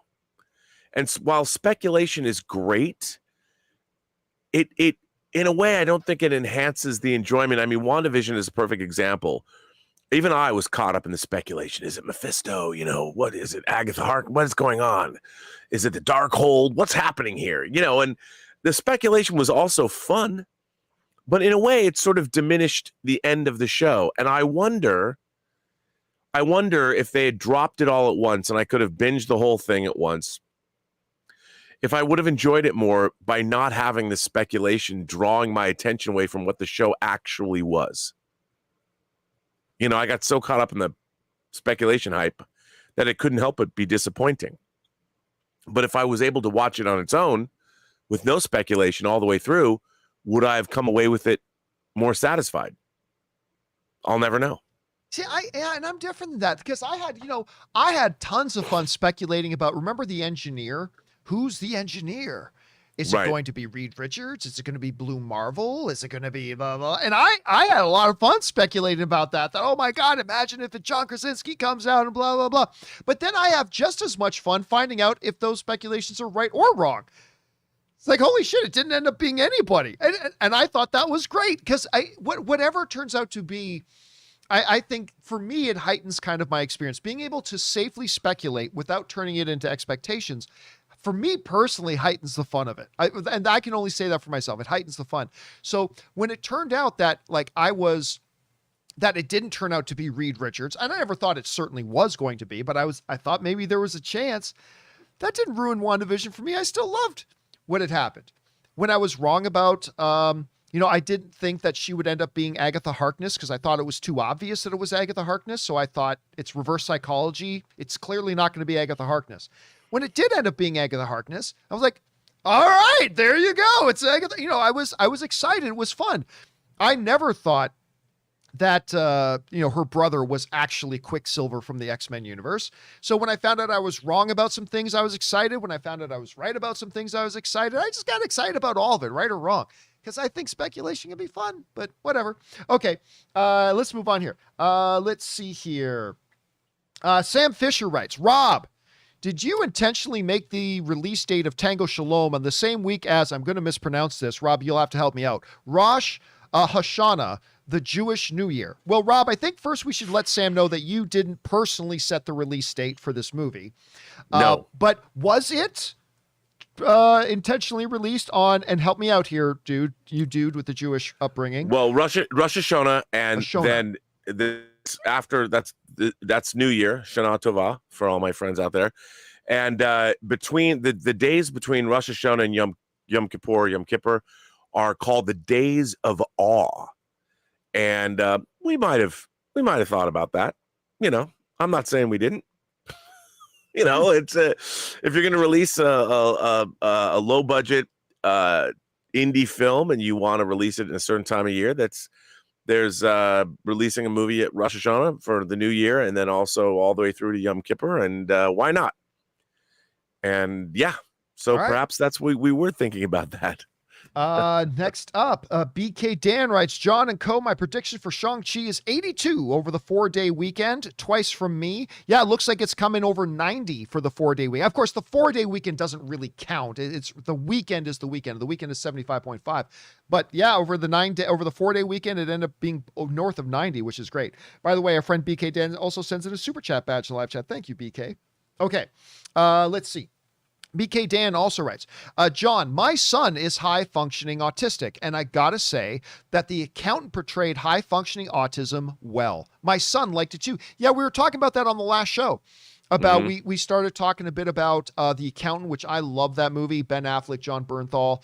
I really enjoy the film a lot, and we were talking about that, and we heard from some people who either are or have family members that live with autism, and it's really great to hear from people saying that they thought the movie, because I don't personally have that in my family, so I don't know whether they represented it well, but hearing from more of you guys saying that they did, I think is really cool.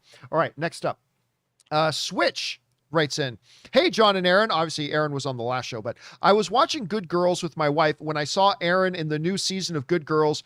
Aaron, did you enjoy yourself? Yeah, Aaron has a recurring role on the final season of Good Girls on NBC. And I can tell you she loved her time doing the show.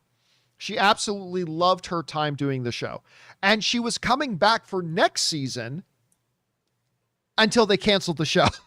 So yeah, so if you haven't watched this season of Good Girls yet, you're going to see Aaron pop up in a number of episodes, and she had a great time doing it. It's unfortunate they're not going to be doing another one. All right, next up, James Argento writes, theory: Wanda's use of the Darkhold causes heroes from other universes, such as Keanu Reeves, Ghost Rider, and Patrick Stewart, Professor X. It was reported Stewart talked with Feige about a role in 2019 to team up with Doctor Strange to stop Wanda or another villain. We've talked about that a lot, James. I think that idea has kind of gone away. And yeah, we were all excited, me especially, when we found out that a couple of years ago, Patrick Stewart mentioned that he and Kevin Feige did have some conversations. And I got very excited about it, but I think that's probably gone away at this point. So no, I don't think we're going to see Keanu Reeves's I was going to say Ghost Rider. I don't think we're going to see Keanu Reeves as Ghost Rider or whatever, anything like that. I think we're going to see Keanu Reeves as something, but I don't think it's going to be Ghost Rider. Or Patrick Stewart. I don't think we're going to see that either at this point. I mean, it would be interesting, and I certainly have been excited about that in the past, but at this point, I don't think that's happening. What do you think, Rob? I don't think so either. I mean, then again, I didn't think we'd see Evan Peters as Quicksilver or whatever his name is in WandaVision either, but I don't think it's going to happen. My first inclination would be to say no. All right, next up, we got Richard Hearn, who writes, hello, John, Aaron, and Rob. Thank you for all your exciting reviews on Shang-Chi. I saw the movie twice last night in AMC Dolby Digital. Totally agree with your reviews. Are you going to do a spoiler review for the film? Keep up the great work. And of course, we did do a spoiler review yesterday. Well, not yesterday. Yesterday was the holiday Monday. But on Sunday, we did do an open spoiler review for Shang-Chi. And part 2 of that spoiler review is coming a little bit later today. All right, next up. Campea is wrong about CW Soups writes, John, I am begging you, please finish the first season of Superman and Lois. No, not going to do that. Before writing it off, if you finish it and then write it off, I'll accept it. Don't give up because of one cameo. Okay, look, let me say this. For all of you guys who clearly don't listen to a fucking word I say, I get so frustrated when people want to come back to me and talk about something that I never actually said. I am so sick and tired of these people who don't actually listen to me before responding to me, because I get a bunch of people writing, because I was really liking the CW show Superman and Lois. I liked it very much for the first X number of episodes. But then I get people writing me, oh, John just gave up on the show because he doesn't like a guy who cameoed in it. That's not why I stopped watching the show. I stopped watching the show because not of the cameo, but because what the cameo appearance did. I was loving the show because I was able to pretend in my own head that this has nothing to do with the rest of the Arrowverse. Right. And once that cameo came in, I can't unsee that. I can't unsee it. They reaffirmed this is that same Arrowverse, even though the entire show up until now kind of pretended like it wasn't. But this is that same Arrowverse. This is that same Superman. This is that same all that. I can't unsee that now. And the example, let's say you hate horseradish, right? Let's say you hate horseradish. A lot of people love horseradish. I personally don't. But so let's say you're like me and you don't like horseradish. And there's a glorious, delicious bowl of creamy vanilla ice cream. I love that bowl of ice cream. Once you put in a tablespoon of horseradish, though, and mix it in, yeah, all the good stuff is still there, but I can't enjoy that bowl of ice cream anymore. Because every bite, I will detect and know that the horseradish is in there, and I just can't enjoy it. Others might, Rob. Others may love horseradish in their vanilla ice cream, and that's awesome. That's great. I celebrate that. But the moment they brought in Diggle, and I love the Diggle character, by the way. I've always liked that character and the actor who plays him. I've always liked the character, and I still do. But bringing in that Diggle character for me, it just was putting in a scoop of horseradish into the ice cream. And I just can't enjoy it anymore. I'm not saying you shouldn't. I'm not saying you shouldn't love it anymore, but I just can't see. I tried to keep watching, but I personally just can't see the show the same way anymore. So it didn't work for me anymore, and that's okay. So yeah, I'm not going back to the show, but that's did you ever, I can't remember, Rob, did you ever give that show a shot? Like, I thought the first bit of it was great until again, It just wasn't for me anymore. What do you think? I've like watched the first half and I really liked it. I haven't gotten back to it, but just because I ended up getting so involved with getting Tango Shalom out, but yeah, I liked it. So I haven't got up to that cameo, but I kind of feel the way you did. It made it like you could think of it as it was in a different universe, its own universe, where Superman wasn't a jobber. Yeah. Yeah, again, I'm not saying that should ruin it for anybody else. I'm just saying that put horseradish in the ice cream for me. I just can't enjoy it anymore. Even though all the other good stuff is still there, it's just no longer for me. And that's fine. There's nothing wrong with that. It's totally okay. All right, next up. Bill Clinton writes, "Hi, John and Rob. Not to get into spoilers, but which characters are you looking forward for Shang-Chi to interact with in the MCU? Also, who do you want to film? Who do you want him to fight against? By the way, Shang-Chi was very entertaining. Tony Leung stole the show. Stay safe, guys." Well, I don't know. I really don't care. I mean, whatever they do with Shang-Chi for moving forward in the MCU, I think it's going to be fun. Again, I'm not going to get into spoilers of what we already saw in the movie for those of you who haven't had a chance to see it yet. It's not important to me who Shang-Chi fights. I just want to see Shang-Chi fight. It doesn't matter who he's fighting against. Right. I don't care if it's a thug of the Ten Rings. By the way, the thugs in the Ten Rings fight pretty damn well. There was some, like, again, we see it in the trailer. Like, there's that fight on the scaffolding that happens outside of a building, right? There's some moves some of the thugs pull off that I'm like, holy crap! Like when they're jumping down, and I'm not gonna, but I'm like, wow, that's pretty awesome. So I don't care who he fights. I just like seeing him fight. I mean, that's all. So I'll just leave it at that. But yeah, man, it's really, really great. All right, thank you, President Clinton. All right, next up. Master Nameless writes, "John, Rob, Aaron, y'all have been working tirelessly. I think you guys should get some rest because things are about to get crazy." And they are getting crazy. This week has been nuts already, but yeah, having a good time watching all this good stuff, man. All right. Obi Bram Kenobi writes, "Hey, John and Co. Fun fact, 2021 will be the year that the MCU will tie Black Widow, surpass Shang-Chi, tie No Time to Die, and surpass Eternals. James Bond in amount of movies in franchise. Next up will be Godzilla. Keep it filthy." Oh, that's interesting. Yep. So once Black Widow comes out, it'll have as many movies as James Bond. With Shang-Chi now out, it passes the number of movies in the James Bond franchise. Then once No Time to Die comes out, it'll tie it again. Then that's interesting in sheer number of films. Of course, all the James Bond films have been about one character. So, whereas the MCU is a huge collection of characters. So I'll still give James Bond that. Rob, again, I so wish you had been at CinemaCon with me, man. When they showed us like this both. 13 minutes of James Bond, No Time to Die, dude, it looks so good. It looks so good. I cannot wait for you to watch this. I cannot wait for you to watch this movie, man. I know you're going to have such a good time watching it. Okay. Let's see. Where are we at? We're at A3, who writes, You seem like a pretty honest, hopefully humble guy that can admit things about themselves and their opinions. So I'm curious, what are some biases you wholeheartedly admit to having when it comes to movies or the movie industry or movie theaters, etc.? I mean, I think we all come with certain biases, but I think when it comes to me trying to evaluate things, I try not to bring any into it. Like, I'll just give you an example. I have a huge bias for Ryan Reynolds. Good Canadian kid. He's my favorite movie star in the world right now. All that kind of stuff. But when a new trailer comes out for a new movie that he's in, Red Notice with Dwayne "The Rock" Johnson and Gal Gadot, if I don't like the trailer, I gotta say I don't like the trailer. You know, when Vin Diesel, I'm super biased for Vin Diesel.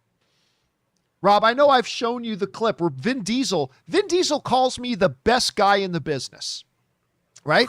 So obviously I am forever going to love Vin Diesel. You know, Vin Diesel said I'm his favorite guy in the business. I'm one of the best in the business doing all these things that I do. Obviously, I'm going to like Vin Diesel, but I already liked Vin Diesel before that anyway. So I am a huge Vin Diesel fan. Massive Vin Diesel fan. That movie star is going to say I'm great. Well, obviously, I'm going to be biased. Obviously.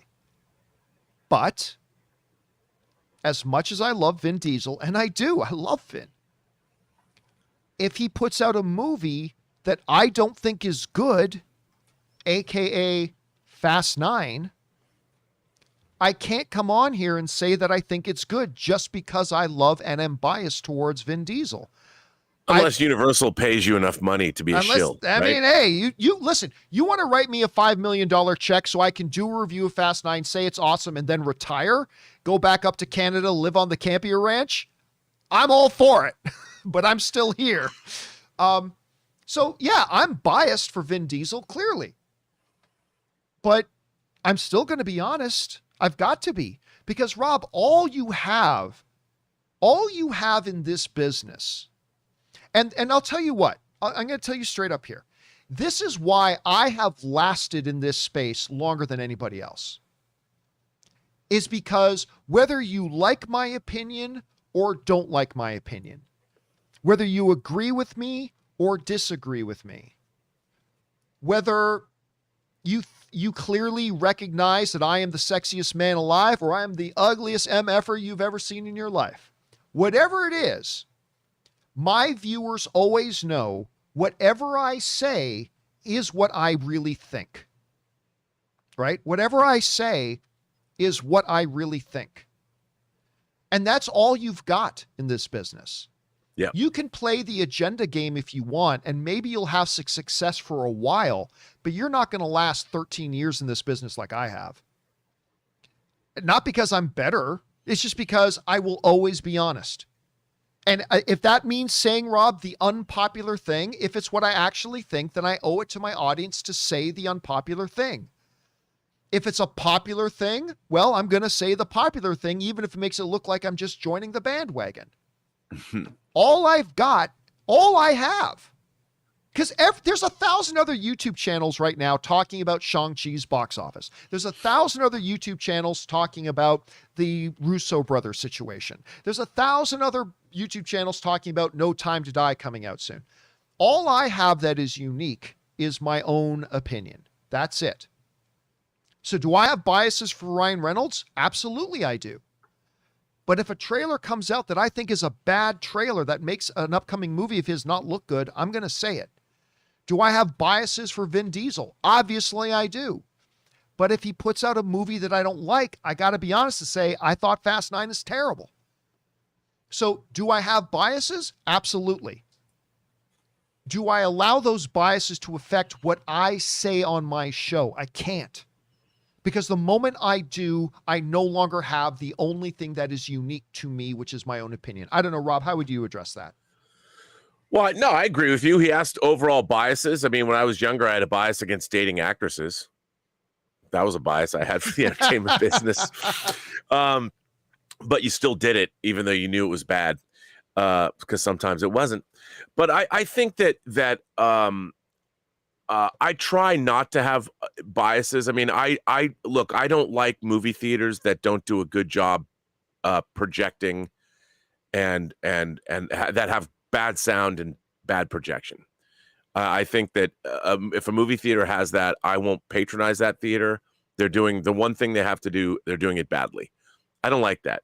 But like you said, when we're talking, look, it's really hard, John, to talk for 2 hours live on a show, and you actually do a lot of prep. You send out the topics the day before, and I have to read the articles, and I have to actually, more than that, I have to think about what do I think about your topics. So that's something that we might not always get it right. But I think like you, I mean, I stand by my opinions. Unlike some people, I don't get paid for my opinion. I mean, although, like I've said, if somebody wanted to pay me, you can buy my opinion. Depends how much money you have, because it would just be a job. And then it would, my show would go from an op-ed show to an entertainment show.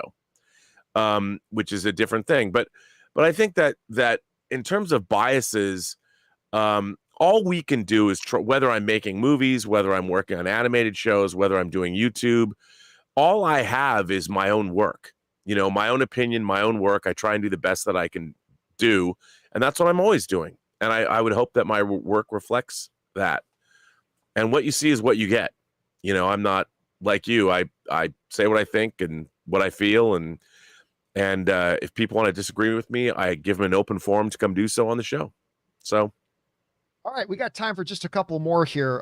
We've got Tom Weinberg, who writes, at the Venice Film Festival, I just saw the card counter. I really want to see this. Dude, I'm dying. The new trailer, the trailer's awesome. I'm becoming a huge Oscar Isaac fan. And this movie, and I'm a poker guy. So anyway, sharply directed, at times haunting, but I just don't know if this type of film is for me.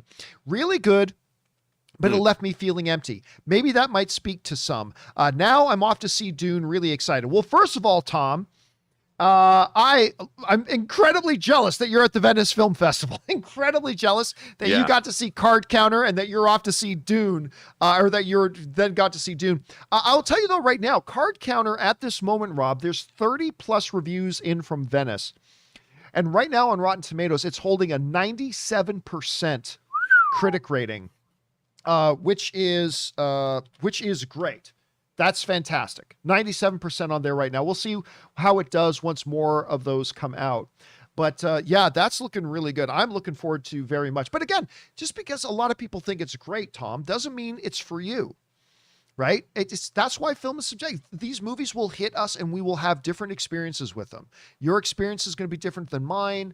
So it is what it is. But Rob's, where are your anticipation level right now for Card Counter? Oh, I'm a huge Paul Schrader fan. So I love Oscar Isaac. The trailer looks great. I saw it again yesterday, the trailer on the big screen, and can't wait.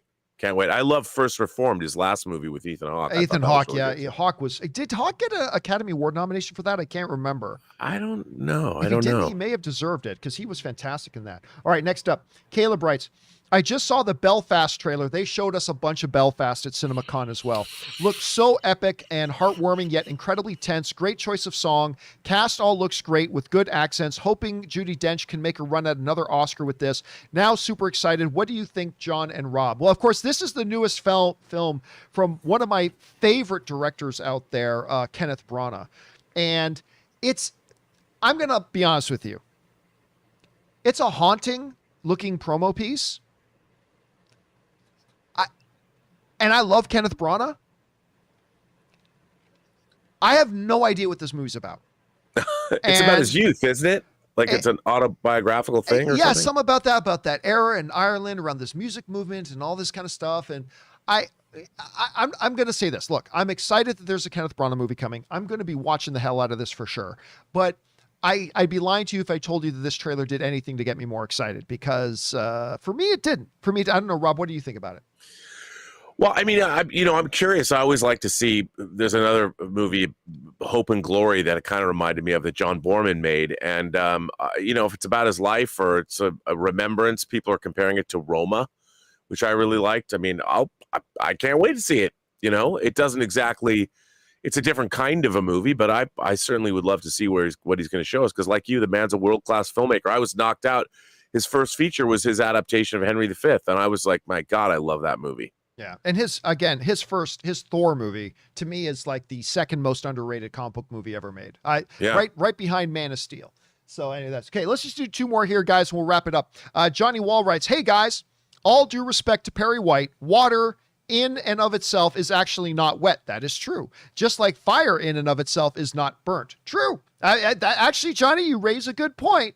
Water makes things wet. It is not in and of itself wet. That's a very interesting point, Johnny. All right.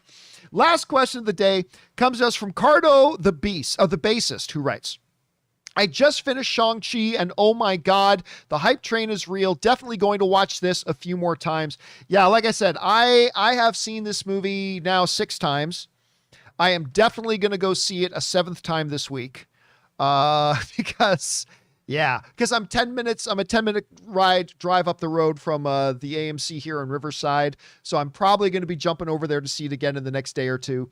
Got a few more videos I have to make today, so probably not today. But I just, Rob, I was telling you this before the show started. Erin Cummings is married to, she has like the coolest husband. His name's Tom Degman. And you've met Tom.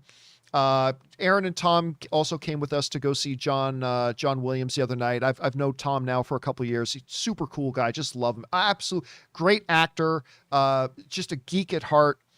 And I remember when we came out of the screening of Shang-Chi yesterday morning, he was so bubbly. Like he was just like shaking and everything. And he said something to me that I told you off camera before the show started. He said, all due respect to Black Widow, but this is the movie that Marvel needed right now. This is the movie Marvel needed right now. Coming off the pandemic, I mean, we're still in the pandemic, but, Black Widow, all due respect, but this is the one that reminds you of the magic of a Marvel movie done well. And this movie, Rob, has gotten me now more excited for Eternals. Because if Kevin Feige's practically been ignoring Shang-Chi and all he's been talking about is Eternals, and I'm now watching Shang-Chi, I'm like, well, what the hell is Eternals going to give us? I don't know, but he's right. Tom was right. This is the movie that Marvel needed right now. How do you feel about that? Well, it's just fun. The Marvel movie should be a fun romp. You walk out of the movies with a big smile on your face, and I certainly did. And this put a smile on my face too. It was Marvel working in another genre they hadn't worked in that I'm a particular fan of, that I grew up watching. And I thought it was delightful. Yeah. Anyway, guys, that'll do it for today's installment of the John Campea Show. Thank you so much, everybody, for being here and being a part of the show. Don't forget, we're going to be back again tomorrow. And a little bit later today, we've got Shang-Chi, the open spoiler discussion part 2, as well as a companion video coming, because there are still more questions to go. Questions from Tom Weinberg, A Silly Goose, Light This Soul, Never Give Up, Never Surrender. I like that. And a few others more. So we're going to be doing a companion video to help get us caught up on all the questions that came in over the long weekend. So if you sent in a question, haven't seen it answered yet, don't worry, it's coming up in a companion video, so check that out. And of course, Rob and I will be back again tomorrow for the Wednesday edition of the John Campea Show. Hopefully you guys will come back and join us for that as well. But in the meantime, Rob, you got a movie out right now, dude, that is in movie theaters and expanding out, Tango Shalom. Where can people go and see that movie right now if they wanted to? Right now, you can see Tango Shalom in LA and New York City. You can see it in New York at the Village East by Angelica, or at the AMC Empire 25 on 42nd Street. And it's going to expand throughout New York and New Jersey on Friday. And here in LA, it's currently at the Landmark Theater on Pico, and it's at the Town Center, Lemley's Town Center in Encino, where I went yesterday to see it. And the presentation's quite good. And then, again, it's going to expand in LA on Friday. But it also opens in Friday in Canada in 4 cities, in Winnipeg, Montreal, Vancouver, and Toronto. So you can see Tango Shalom there. And if you ever wanted to see a indie Jewish spiritual quest family dance comedy fable, take your grandparents. This is the movie for you. And Rob, where can people follow you and your adventures online? You can find me on Instagram at Robert Meyer Burnett, or find me on Twitter at BurnettRM, or find me on my own YouTube page, The Burnett Work. And guys, you can, of course, follow me on social media on Instagram and Twitter and all the other good things, just all at John Campea. You can see that written down there. And guys, don't forget, do the 4 main things. Stay smart, stay safe, take care of yourselves, and please take care of the people around you. That'll do it for today, guys. My name's John Campea, and until next time, my friends, bye-bye.